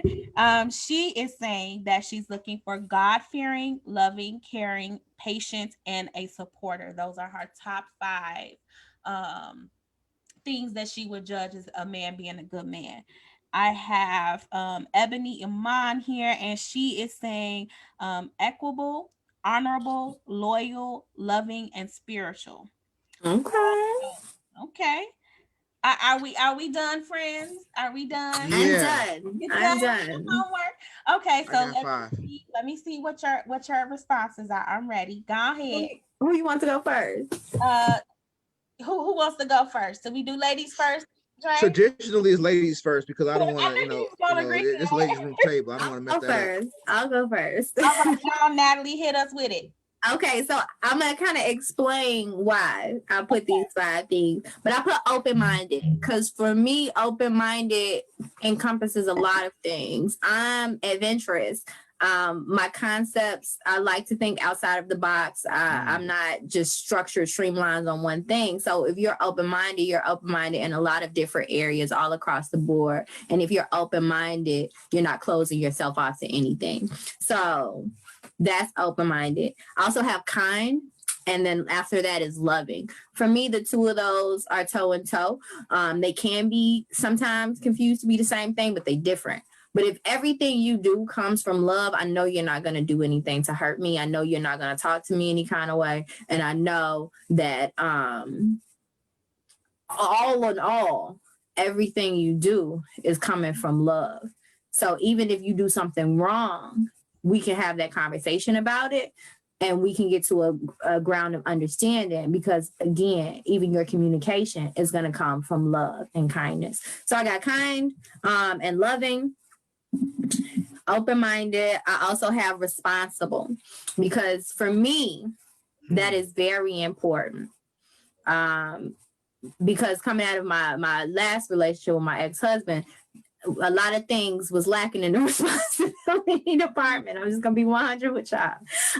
And that was not on my list before, but it is now because I see how important that is for a man to step up. And I'm gonna say this broadly, and y'all let me know if y'all need me to break it down. But to be a man, to put his household first, to make sure everything is taken care of, and not relying on the other party to do the bulk of the work. So to have responsibility to stand up and make sure that your household, your family is taken care of, with that level of responsibility is absolutely necessary. Because if that's not there, it doesn't matter. Everything else is not going to flourish well, at least for me anyway. So there's that. And then the last one is fun. You have to be fun. I am a fun person. I like to crack jokes. I am super fun. So if we can't have fun together, if you can't be my best friend, then why are we doing this? Because at the end of the day, if it's going to be me and you forever, we're going to have to kick it heavy. We're going to have to have fun together. It's a real dreadful and boring life to just be in the house and doing nothing all for the rest looking at each other for what? No. I feel that. I think that's super dope. We gonna pass it on over to Dre now. Let's hear that list, sir. Let's hear that list of what top 5 things that you see or find in a woman that will make you say, "Oh, I might got myself something here. This I'm onto something. This is a good woman." Got you. Well, I'm not as poetic as Natalie, but she captured a lot of my elements. Elements. Gotta be the sister. Yeah, I said I'm not as poetic as Natalie, but she captured a lot of those elements that I was looking at. But I picked for my top 5. So first and foremost, I would just say comforting. I keep a lot to myself. So when I do open up, I don't want you to, I don't, it's a difference between being coddled and being comforted. I don't like coddling because I've never been coddled a day in my life. I hate it. It's smothering to me. It reminds me of my grandma. My grandma not here. You're not my grandma, so I don't want you doing that. So she the only one that can almost get away with it. I don't need that. So so I like the comforting piece. Was that grilled cheese sandwich? No, well, that's not a quality. That's an expectation. You have to have a grilled. You have to have a grilled cheese. So, ladies, you have to be a grilled cheese master. Okay. All variations of grilled cheese. If you listen. Side note: I went to go drop off some groceries to a daycare, and my friend Rami, she was making lunch for her kids, and she had a grilled cheese sandwich for me just off the whim. Oh, that was a good grilled cheese. I was so happy. I even asked for it and I got it. I was like, this is a winning day. Into the universe. Get a grilled cheese. Man, right. The universe out there and it came to you. Listen, that was so good. I was so good. Grilled cheese into existence. You spoke it into existence. Wasn't even looking for it. I the got power of your words. Right. Back to fun. Like fun. Like I'm a big kid. I'm a big kid, so I like different things, and sometimes things catch me as fun, and I want you to partake in that, or be able to understand that even if you're not down with it, don't take my joy. don't suck out my joy from doing it, because I have a thing about certain things. So if you don't like it, I'm okay with that.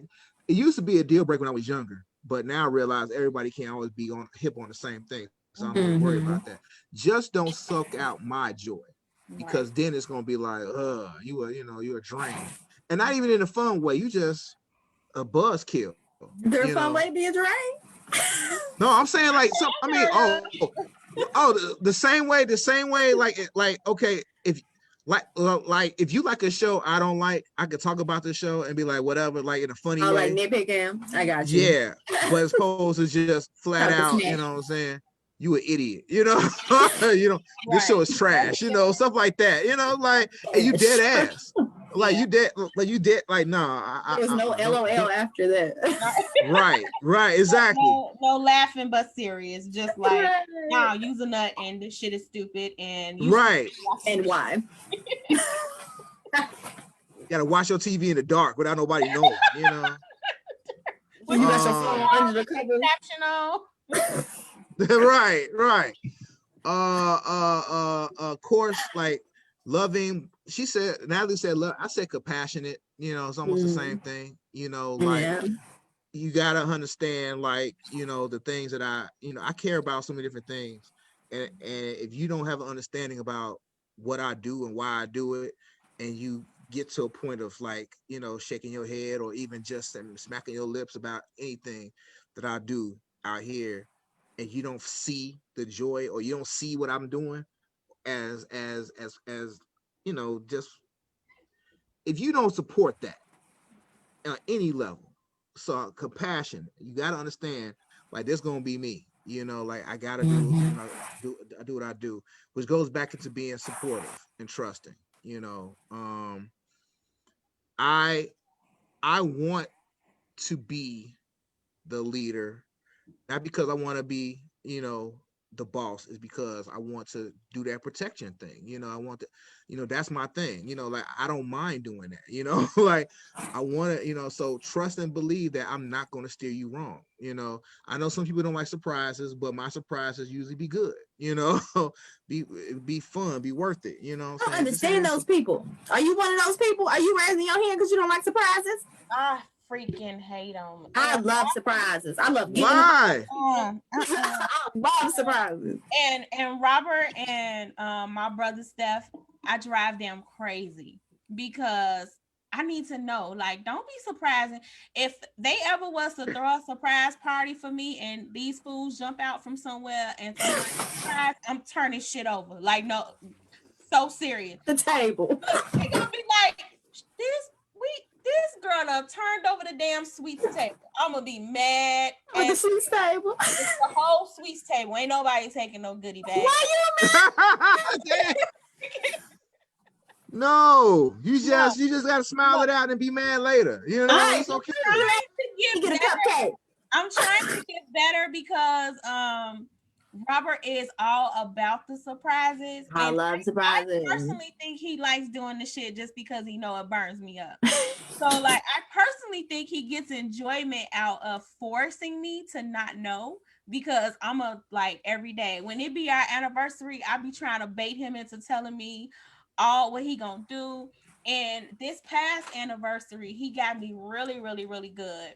And I wanted to be mad, but it was so dope. I Can't couldn't. be mad. Mm-mm. Can't be mad at that hard-earned effort.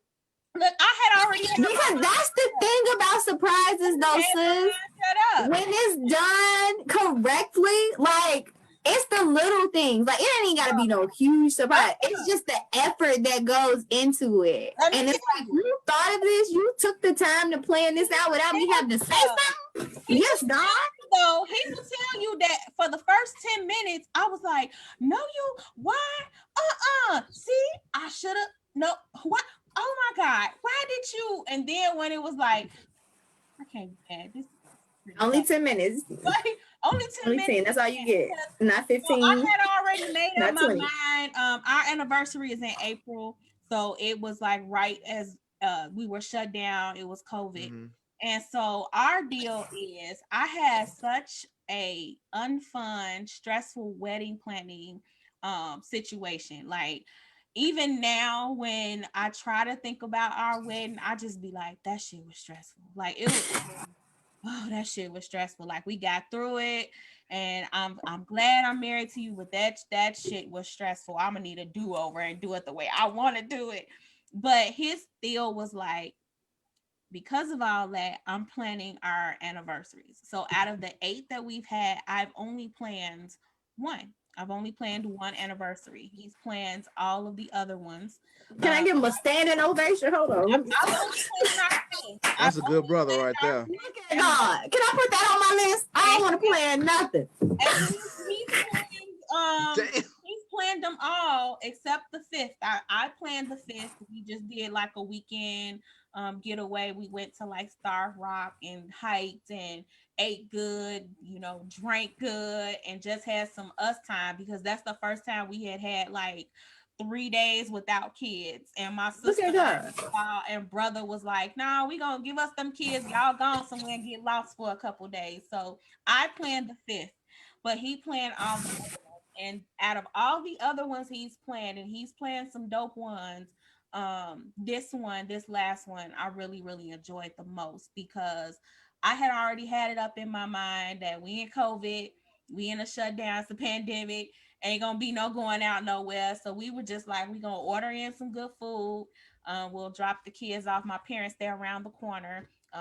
That's our little bubble because they've been staying in and pretty much, you know, also quarantining for the most part. So we were like, you know, we'll go around, drop them off around the corner for a couple hours, and us just sit here. If it's not, and just in quiet and watch a show, we'll just do that. And I was happy and content with that. I had already That's gave him good. his gifts because I couldn't hold it because I was so excited about his gifts. So I gave his gifts already.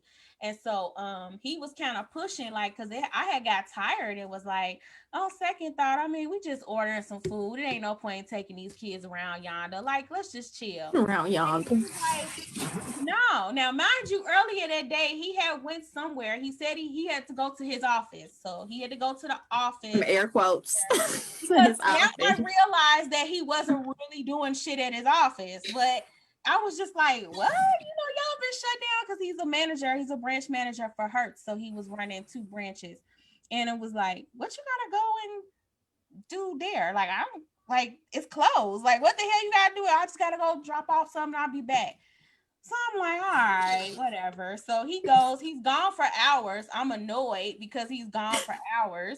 And then Anniversary. like, you know, I'm tired. I don't feel like going nowhere. I just, you know, taking them around the corner. He was like, no, go and take them around the corner. I want some alone time with my wife. And I'm Put a like, foot down. all right. Put a foot down. You know, I'm for it. so I took him around yonder, my mom, I'm trying to drop him off and get going. She's stalling me and asking me, which is not out of the ordinary. I'll go around to my parents and my mom be like, Tay, go do this, go do that. Need you to do this, need you to do that. So I'm used to it. But I'm like, I'm trying to get around the corner. I'm hungry. I want dinner. Like, can it wait? And she's like, no, I need you to do this. I need you to do that. So I'm frustrated because I'm like, I done been here almost 2 hours now. I'm supposed to be dropping off people and leaving. And so it made sense once I came back and I opened the door. He had set up the whole living room.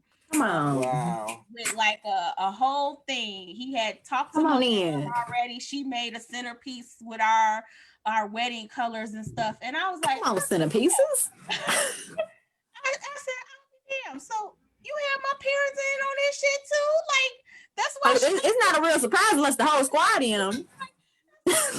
bossing me around and telling me what to do. She was buying your ass some time, huh? This what you was up in here doing? And Yes. then when I really, was like, okay, I done got surprised. He pulled it off. I was like, this is really nice. So we ordered from, some steak. We had some steak. I'm a steak girl here and there. I'm trying to cut back on the red meat a little bit. I know that we got a vegan on the line, and she's like, listen. Keep up the good work. You do you. It was a good anniversary. It was a nice surprise. I got my gift. I was very blown away with my gifts because He gonna make you a surprise lover yet.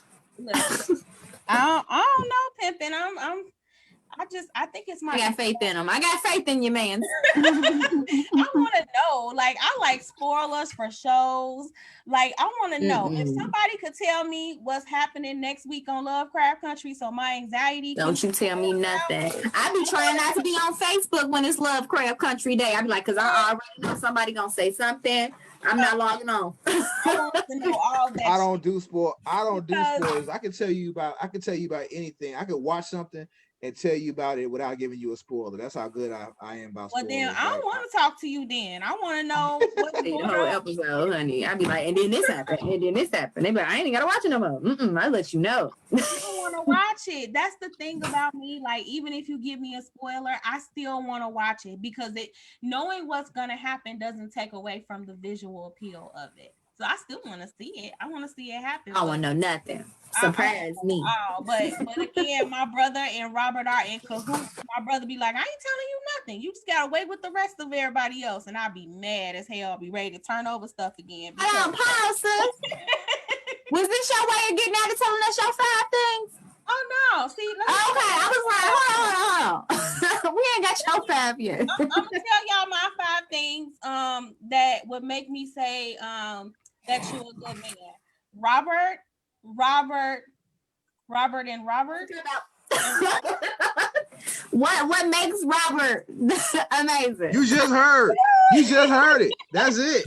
There ain't nothing else. So I'll tell y'all what was the 5 things when I realized that he was the one. So the first thing for me was that he just automatically was like, tell me something about yourself. And I gave him the real. So like my thing is, I'm gonna tell you what you buying into, and if you decide that you don't, so you can make an informed decision. That's facts. If you don't want to proceed after that, then I'm fine. We don't waste each other's time. So I told him, and I was very honest and transparent with him. And the first thing he said was, "Yeah, I want more. You're much more than this phone conversation." Good answer. Like, when can I take you out? So I like that. That was the first thing where I was like, okay, I'm on to something. Without telling too much of our business. I would call him upset about a previous relationship, just needing to talk. And he was always there. He always answered. And he waited for me until I was in a space where I could be in another relationship, because getting out of that relationship, I didn't need to be jumping into nothing else. I needed to figure out who I was, find out what I wanted, what I needed, and learn Sante. So I took that time, and which was about 2 years of us back and forth dating and, talking to each other. And he waited until I was ready, until I was able to give him the woman that I felt like he deserved. And when I was ready, he didn't give me the best response at first, but that's a whole nother conversation. But he was just like, well, we're going to figure this out, because at that point he was in Carbondale and I was up here at school. Um, and just during that process, like it would, having a long distance relationship, whether it's 2 hours or whether it's 5, is very difficult on people, especially if you're young. And with Yes. those times where I was just like, I don't know if I can do this, I don't think that this is the right time for us to do that. He was just like, nah, you ain't going nowhere. Like, we gonna figure this shit out and we gonna figure it out together. So my 5 favorite things about him is his patience, his Absolutely. willingness to aspire to do better. He's always, tried to do better. His unwillingness to walk away, because in complete transparency, I don't know if we made it this far if he was just very unwilling to, not walk away, because there were times where I was just like, I don't know. I don't know if we gonna get through this one. And he would be like, yes, we are, because we gonna figure this shit out. Come on, steadfast, persistence. Let's get it. Unwillingness to walk away. Regardless, we've been together, we've been dating since 20. So we met each other very, very young. 17 years that we've been on this ride. So just his willingness to grow in that. He is just, the way he loves his mother and his grandmother was something that was super important to me. He's a family person, he's a family man, and he loves kids, which is like, a lot of people don't believe it, because I'm very good with kids and I'm just a compassionate person. I just love people, but I'm not the person that's like, oh, I just want to babysit babies and kids all the time. That's not me. But I love kids and I care about kids, but he's the opposite. Like when he sees kids, his whole face lights up. He's just that person that just loves to care for kids. He's coaching our son's baseball team, even though my son wasn't able to play because of COVID stuff and just being concerned for him being compromised. He still was out there as many practices as he could. If he wasn't at work, he was there. He was on the field. That's amazing. Those boys and stuff. So just his dedication to that, and that he loves me. Like he genuinely loves Sante, Danielle, Dolores, Harden, Tate. Yes, that's my whole. That's all me, y'all. Yes, come on. Yeah. That's so You dope. give me all types of life right now, sis. So that's my 5 reasons. That's my 5 Yes. reasons that I look at him every day and just gratitude. Despite when we have, our troubles, when we've had our troubles, is I always turn to those things where I'm just like, this a good one here. This a good man that I have, and I'm just have to get my shit together, and you get your shit together, and we gonna be good together. And, that's it. I can't see us not having made it this far if not for a big bulk of those, because there were times where I was just like, I can't, like I just can't. I don't know what's going on. And while, even if it was something that he, took responsibility for not doing or doing too much of, he was like, okay, I hear you. Let me fix it, because I ain't going no damn well. I ain't leaving. So, it's been really where he just been like, I ain't going nowhere. You gonna take your ass in that room and take a nap and, be angry for 2-3 weeks, with however long you need. I'm gonna go cook dinner and we're gonna be good. He said, I'm still coming home. I'm still coming in here. And that's been what it was. So, I'm appreciative for that. I'm not saying we are by any means perfect. When I say we've had growing pains, we've had them. But when you have people in those times that still are like, we gonna figure this shit out together, that's the only way it works. You both have to be willing to figure that shit out together. You both have to be willing to own your own shit. Like, I can't tell you how many days we've had to sit in here and just look in the mirror at ourselves and say, you know what? Okay, yeah, that's my bad. or that's your bad. And Take them L's.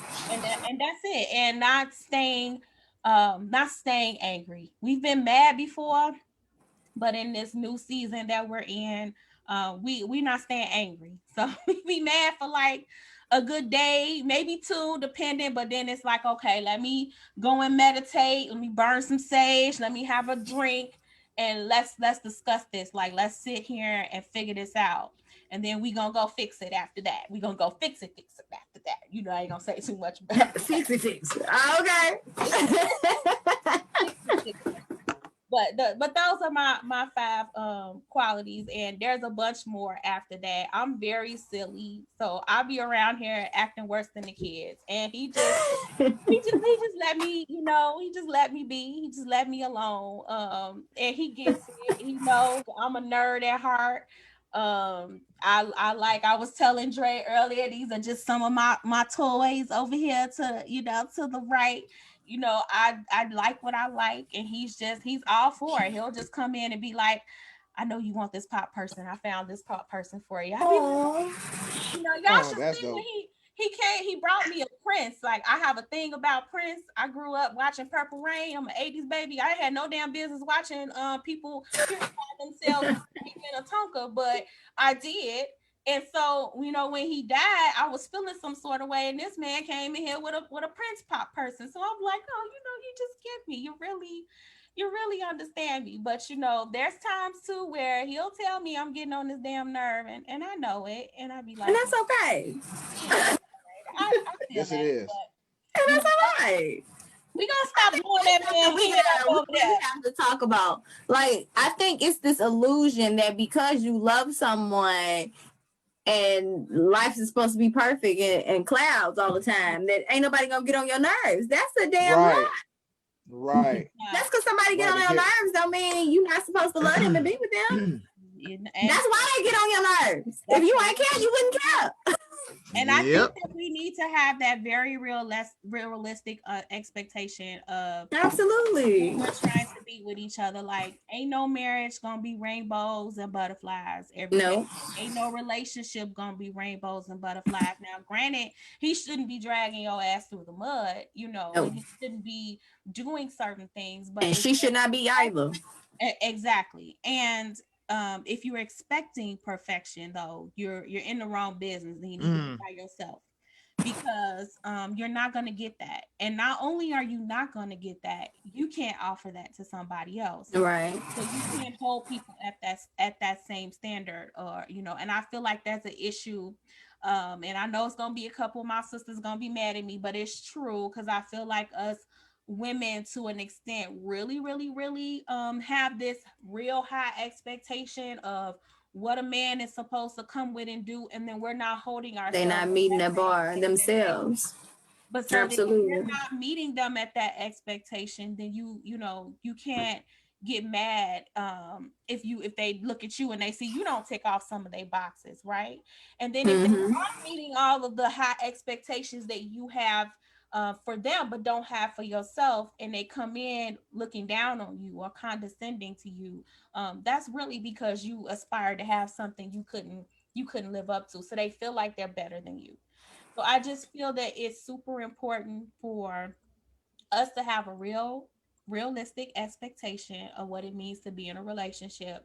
I feel like we don't talk about that aspect, and I do want to have a show where we're just talking about marriage in itself, and just the really having an understanding of what marriage means, because it's not fun. It's not fun. That should be. That All should the be. time. Y'all should It have can be a that. whole lot of fun. Y'all should have that. Y'all should have that as like couples only. Couples only, and Y'all should really have like a married couples type thing where it'd be like, It'll be like couples the having a Black Love conversation. show that I love so much. yeah, I mean, it's so much stuff, and I appreciate Black Love for doing that we don't talk about when it comes to having Black marriages, because there are Black marriages out there. There are some Black families that stand together, and it's not fucking easy. It's not. And it doesn't mean that I ain't hurt him, he ain't hurt me, we ain't hurt each other. We have both made transgressions. However, It's really looking at it, holding yourself accountable, understanding that we're human beings. Now, I have my non-negotiables. I only have three. I only have three non-negotiables. He knows what those non-negotiables are, and it's just them three. Where now we've gotten to that point, like these are the three things that, under any circumstances, that I can't get through these three things. But everything else, as long as you were not doing it in a disregard for me, you were not doing it intentionally to hurt me or hinder me, we're gonna work this shit out together. And that's just kind of where we are at this point. We've agreed more to work it out and be together than to find reasons on not to be together. And I don't know if people get that. For a lot of reasons, people got to understand it's communication. Like y'all sat down and y'all talked about these things. Y'all like, look, this, and this. No, this we can talk about. Like, it's really like coming up with that contract, like saying these are the things you cannot do or it's over. Like if you cross these lines, our marriage contract, you just cut that up. But outside of communication, it takes two parties coming together and being willing to work something out. One person can't carry a relationship by themselves. If it's not both parties communicating and putting in the work and holding themselves responsible and checking themselves and each other, then it's not going to work. You cannot hold a relationship by yourself.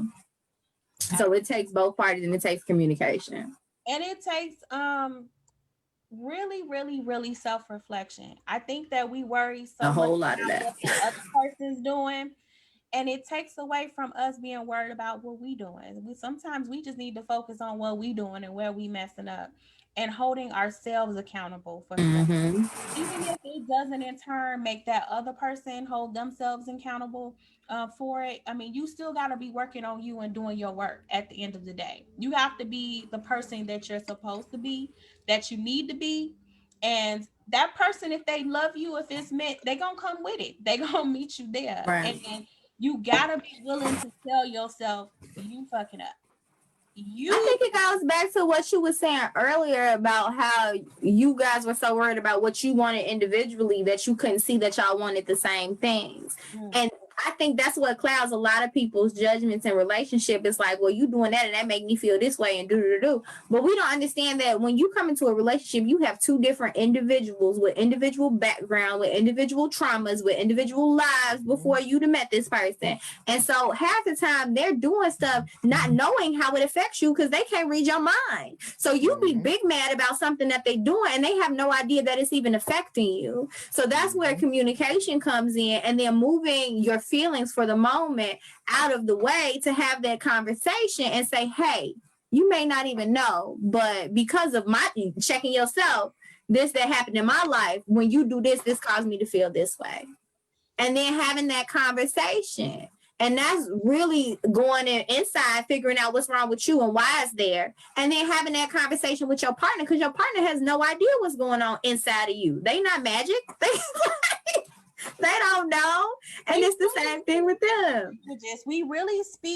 We speak the same language, we just speak it in different ways. And I think that is a huge issue. Most of the things that we're battling with each other about as Black women and Black men are the same things. We're mad because we're not getting it from the other side in some way. So even when we talk about Black women's lack of protection, there are some men that feel the same way, and how they may equate protection to mean as, you know, as Andre put earlier, where I was like, you know, that was a light bulb about it being support. So if you're that type of woman where if you have a Black man that's trying to have all of these good intentions to be more, and all you can see what he's not doing and what he's not doing in this moment, that's not support. That's not protection for him. And that's not conducive to a healthy relationship. It's not conducive to a healthy relationship. So we often are asking for the same things from each other. It's just that we're so overwhelmed with our own things about what we're not getting. We're so frustrated about what hasn't happened. We're so frustrated because you ain't hearing, but we're not either. We're not we're not giving, we're not hearing. And when you can approach it from that aspect and not so much about what you not doing for me, but what maybe I need to do or what can I do better, it's a Mm-hmm. whole different conversation. I think I think that to sum up what you're talking about in relationship is people got to get out of the mentality of trying to win, Mm. like It's try to not a beat, race. It's not a competition. like I want to be right, I want to win, and it's not really about winning. It's about compromise and maintaining. I mean, that's the best way I could put it. But it's definitely not about beating. Why should I have to beat my partner? You know, my my life partner. That's not about beating and winning. You beat I mean, yourself. competitive. You Right. can be competitive in a game. If y'all playing a game, y'all can be competitive all day. That's fine. But Not in life. in life and relationships, you all are the team against everybody else, not against each other. Exactly. So when you were talking about everything, I kept thinking about it. Like, yeah, I think some people just want to win, and they're so hell bent on winning and not being the loser in the argument or the situation that they just get into the mode of, I'm not gonna let him or her beat me. I'm not gonna that the last word. Like the last word argument. It's like, Yeah. if you gonna go back for the last word, I mean, y'all might as well go back forever, because that tit for tat ain't gonna make nothing.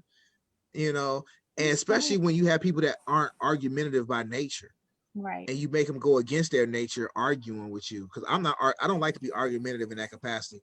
I can talk crazy and talk about this, and this is a good argument, talking about TV shows and movies and stuff like that, nerd stuff. I could talk about that and argue all day. I don't want to argue with my love partner about anything. Yeah. We can talk, we can meet, we can disagree, we can agree to disagree. But when we become disagreeable, we have beef, we have all stuff like that. That's not winning. I don't want to, get the I don't want to have to get, to a lower level just to beat you, or have that conversation where, I said what I said, It goes into unless that be his peace mentality or be her peace. that's That's exactly, real. that's Who you wants don't to come go, home I to don't go. negative energy? And that's the thing. A lot of times, and I'm speaking from a black man perspective, because I know you all have your black women perspective, but from a black man perspective, when I go out here, and I do whatever I'm doing at work, luckily, I mean, I go to work and you deal with all different personalities, black and white, male and female, everything, and you got to do whatever you got to do depending on your job function, especially if it takes a lot out of you personally, with your spirit and energy, whatever the case may be, or even physically. And you come home to your house where you're supposed to relax, supposed to rest, supposed to refresh, be happy to see you. I can't wait to see Natalie. Oh my God. You know what I'm saying? And you get home and it's not peaceful. Mm-hmm. Then they're going to retreat to their cave. They're going to retreat to whatever space they can. They may step out and retreat to somebody else who don't give them their mouth. Right, because it's And like, if I can't feel comfortable at home, I don't want to come home. Listen. And then at this point, why are we doing this? Exactly my point. You know what I'm saying? So I'm not saying you got to go home. I'm not saying you got to keep everything from him, but don't hit him with that stuff when he come through the door. And a lot of men complain. A lot of men complain about that. A lot of men complain about that. I'm not saying that's a reason to cheat. I'm not condoning it. I'm talking about a lot of reason is the fact that when they come home, they deal with stuff that they just like, man, really? Like I ain't work hard for this house to not be in this house. Oh, I ain't work hard in this house to not enjoy what I have in this house because I got to deal with whatever. Now, whether or not it's something that's valid or not, I don't know their argument, but that's just in general. The same thing with you guys. You all don't deserve nobody coming home lashing out at you because they had a bad day. Right. That's not what it's about either. Right. You want your husband or your boyfriend, your man to come home and kiss you on your forehead and be like, hey, baby, smack you on your butt, do all that good stuff that y'all like to do. You know what I'm saying? It's for real. And it goes back to that contract though. Like, I feel like when you get into a point, because we kind of talked about this in relationship conversation. You date around if you want to date around, just be 100, let everybody know what page you on. But when you at a point where you like, okay, it's gonna be me and you, it's gonna be us two. I think at that point, when you say we're committed now, it needs to be a sit down conversation, bust out that notepad, and okay, what are we doing? What are the rules of engagement? And you stick to those rules of engagement unless some extreme, crazy circumstance happen. You stick to those rules of engagement. If you like, babe, if you got some bad news, you need to tell me, wait at least an hour after I get home. Bet I'm writing that down. Right? You know what I'm saying? Or come to me with a drink and a cigar first. I bet. So if you know I'm walking towards you an hour after you get home with a drink and a cigar, prepare yourself because this is what you said you wanted. Like, and something else to that too is not be stuck on feeling like that you have to stay in that area either. Like something that we've had happen is that our conditions changed as we've gotten older, as we become more understanding about, again, we started dating at 20 years old. So, a lot transitions, a lot happens within that time space. We became parents and, the worldview changes you in so many ways. And we've had to come to a point now where it's like, okay, I used to feel like this about this thing, but I don't feel like that about this thing anymore. Now I feel like this about that thing. And that's okay too, but just communicating that with you and making sure that you're on the same page. I think that sometimes when we change, we're not involving the other person in that change, and then we're changing and going in separate ways. And there was never no conversation. You have some people that be like, I didn't realize you felt this way, or I didn't realize you were growing apart from me, or I didn't know that this was going on, because we start to have that internal change and we're not involving the other person about what those changes are. So that's also something else that we had to practice, and that we're still practicing, that we're still working on. Another thing that we're still working on is understanding each other's love languages the older we get, because we all have certain things where it's like, I'm going to function at my best if I have yada, yada, yada, yada, yada. If I have these things, like I told y'all in that relationship conversation, if he roll over at 2 a.m, it'd be like, I need a sandwich. If I'm getting X, Y, and Z, I'm gonna get my ass up out the bed and come in here and fix this man a sandwich. Because that's what you need. That's what I'm gonna do, because all my other needs are being attended to. And if that's what you need in that moment, I'm gonna oblige, and I'm gonna get up and I'm gonna cook that, and I'm gonna make absolutely. Absolutely. So just making sure that you stand intuitive with your mate's needs, like really being intuitive with them. Putting your ego aside is super important as well. That's the thing. We can't skip past that part, sis. Pride. We have to put that pride and ego to the side, male and female, because that's when that I gotta win comes in. And if both of y'all got a I gotta win mentality, or even if one person got a I gotta win mentality, both of y'all losing, and the relationship will not last. And if it does, it will not be healthy, and both of y'all gonna be miserable. 100%. Compromise is key. Communication and compromise and effort from both parties. Because you can't take your L if you feel like you always got to be right. I can't reflect on myself and say, oh, you know what? In that last conversation, I was talking to him a little some type of way, and I probably shouldn't have done that. I can't do that if I'm like, I got to win. I got to always be right.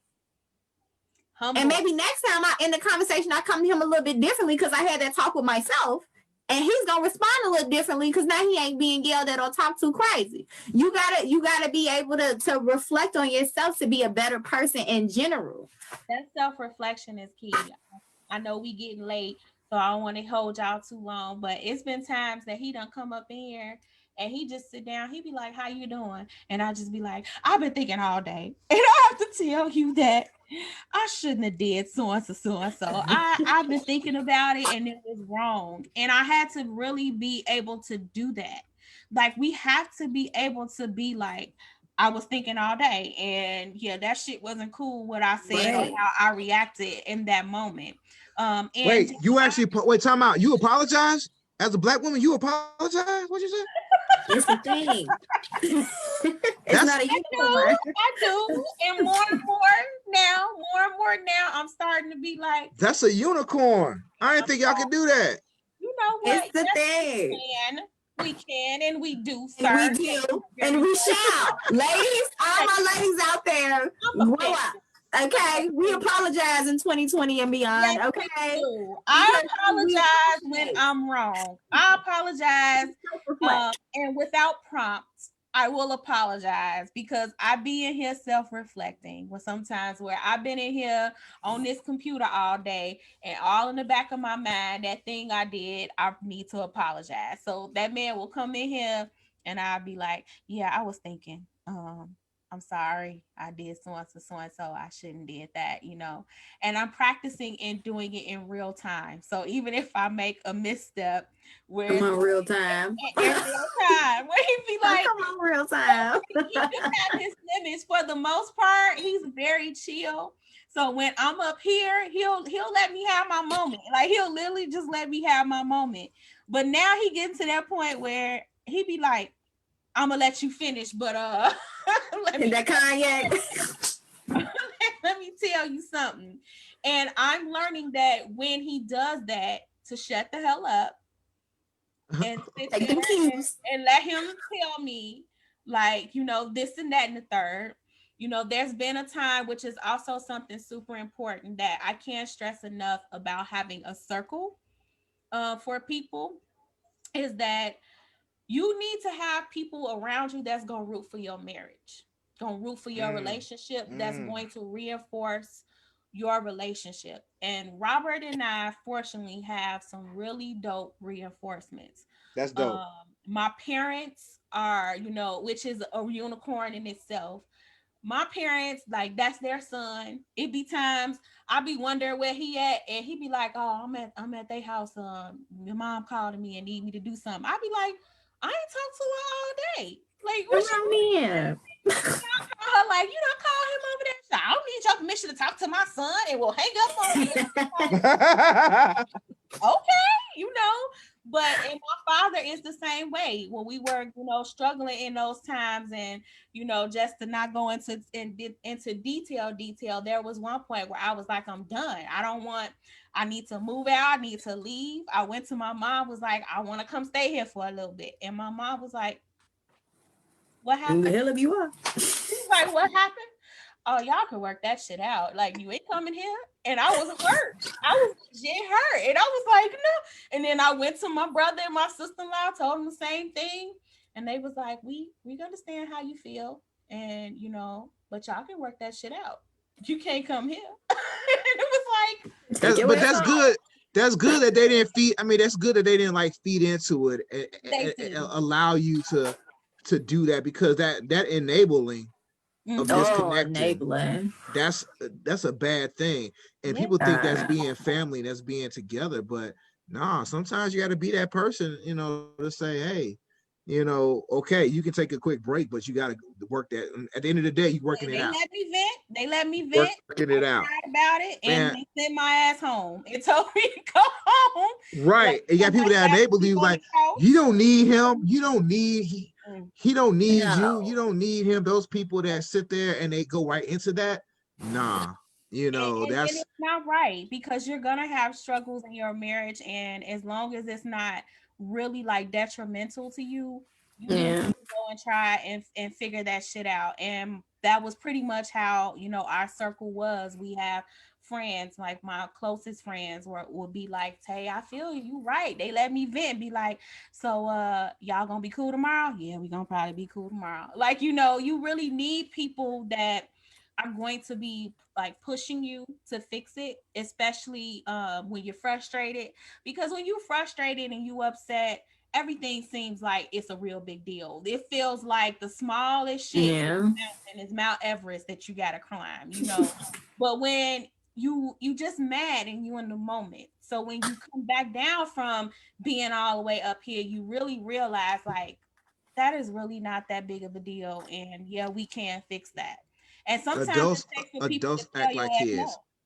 adults can still act like kids, because it's the same conversation I done had. Definitely do. I done had the same conversation with some of my clients and you back in the day. We talk about their issues. I'm like, you know what you're talking about. You know, I know it's a big deal to you, but in the grand scheme of things, in the circle of life, Don't mean nothing. only a little piece of the situation, and that's not gonna, you know, that's not gonna like that one little moment. Because this is what I do. This, and I'm gonna have to go because I got to record my morning message for tomorrow before it gets too late. Now, go ahead, Jay. But I talk to the kids and I tell them about like this is your day. This is your day. This is your line. This is when you get to school, and this is when you leave school. So you mean to tell me that when you get in trouble, like right about here, the rest of your day is going to be jacked up for that one little part that was right here? Do you really want that one little part right here to determine the rest of your day? And then when you go home, it's a whole other part of your day that's messed up because that one little part. And I tell them, I said, think about it. I said, do you want that one little part that barely lasted 5 minutes piss you off for like the rest of the day? Yeah. Or for an hour even. I'm not saying you're not allowed to have your feelings. Because by all means, be in your feelings for the situation, for that one little situation. Go ahead. But you have to understand that once you had your moment, you still got to go back to class. You still got to do your assignment. You still got to go through the rest of your day without hopefully seeing me again in the same situation. You know, so, but that's what I talk about. I'm like, this is your day. You really want this little moment to impact the rest of your day? You want that little part to have that much control? The adults and children, because that's like grown folks. You get out of bed and you stump your toe and you mad the whole day. You get in the shower mad, you go to work mad, you come home mad because you stump your toe that morning. Look, girl, no, let that stub toe go. I get over it, but I'll be mad as hell. Like when I call him at work and be like, you know, this done happened, that done happened, and this done happened. I'm gonna be cool in like an hour, but right now I am not okay. And I have to literally come in here and burn my sage, open my window, you know, listen to some Erykah Badu for a minute. You know? But you fix it. You do what you need to do to fix it. Some people just carry that energy and spread it to other people all day long. And that's how it is in relationships too. You gotta let some stuff go, honey. Because it's at the end, beginning, and middle of the day, it's not gonna matter. I used to tell my friends way back in the day, elementary school, high school, I'm always the person that's been saying the same thing. You determine how you feel. And people be doing certain things for certain people that you're not even gonna know next week, let alone a year from now, don't dictate your whole life, your whole energy, and your future around things that's not really gonna even matter at the end of the day. And that's something we need to think about. Absolutely. Well, I've held you guys on here all night. I could talk to y'all all night because y'all just got that dope energy, and I'm ending my night on a good note. That's good. That's feeling good. All of this energy because I was in a mood before we started with these people and this vote and stuff, and I'm just not gonna let these people get me all up here about that. But I feel much better. Oh, I'm having a voting event. Well, we can like real life talk about the melanated vote. That's the name of it. Is the melanated vote is on the 20th at 6:00. And we're gonna talk about the real, like the Black vote, the history of it, and how we can really use our vote to create change. Hey, please tag me in that so I can share that and be all. I got you. I'll drop it in the comments too, but I got y'all. Cool. All right. Thank y'all for coming on here tonight. Join us next week when we will have our adultism talk, and we'll be talking about how adultism fits in our generational curses and how we can break that for our kids moving forward. And I'm going to plug my cousin Keita out there from Keita Captures. She has her business where she does natural shea butters that she make and whip herself. They smell great. They feel good. I love them. And she also was our photographer for our family photos that we just. They were so cute. Thank her so much for capturing, you know, all of us Blackness in those photographs there, cousin. That was nice. They were really cute. Y'all so sweet. Y'all just making me just smile and be happy. And I hope y'all will join us next week again here at 8 o'clock live. Follow us on Facebook, on Twitter, and I just started our Instagram page, so you should be able to find our We're Instagram. on the ground. I'm working on that YouTube page, honey. We're trying the website to be up real soon too. But we Come looking on in. for our website, which will also have blogs and just think pieces on there as well. So we'll see y'all next week. Thank y'all. All Y'all right. stay safe out there. Y'all be safe and everything. Take care. Bye, y'all. All right. Later.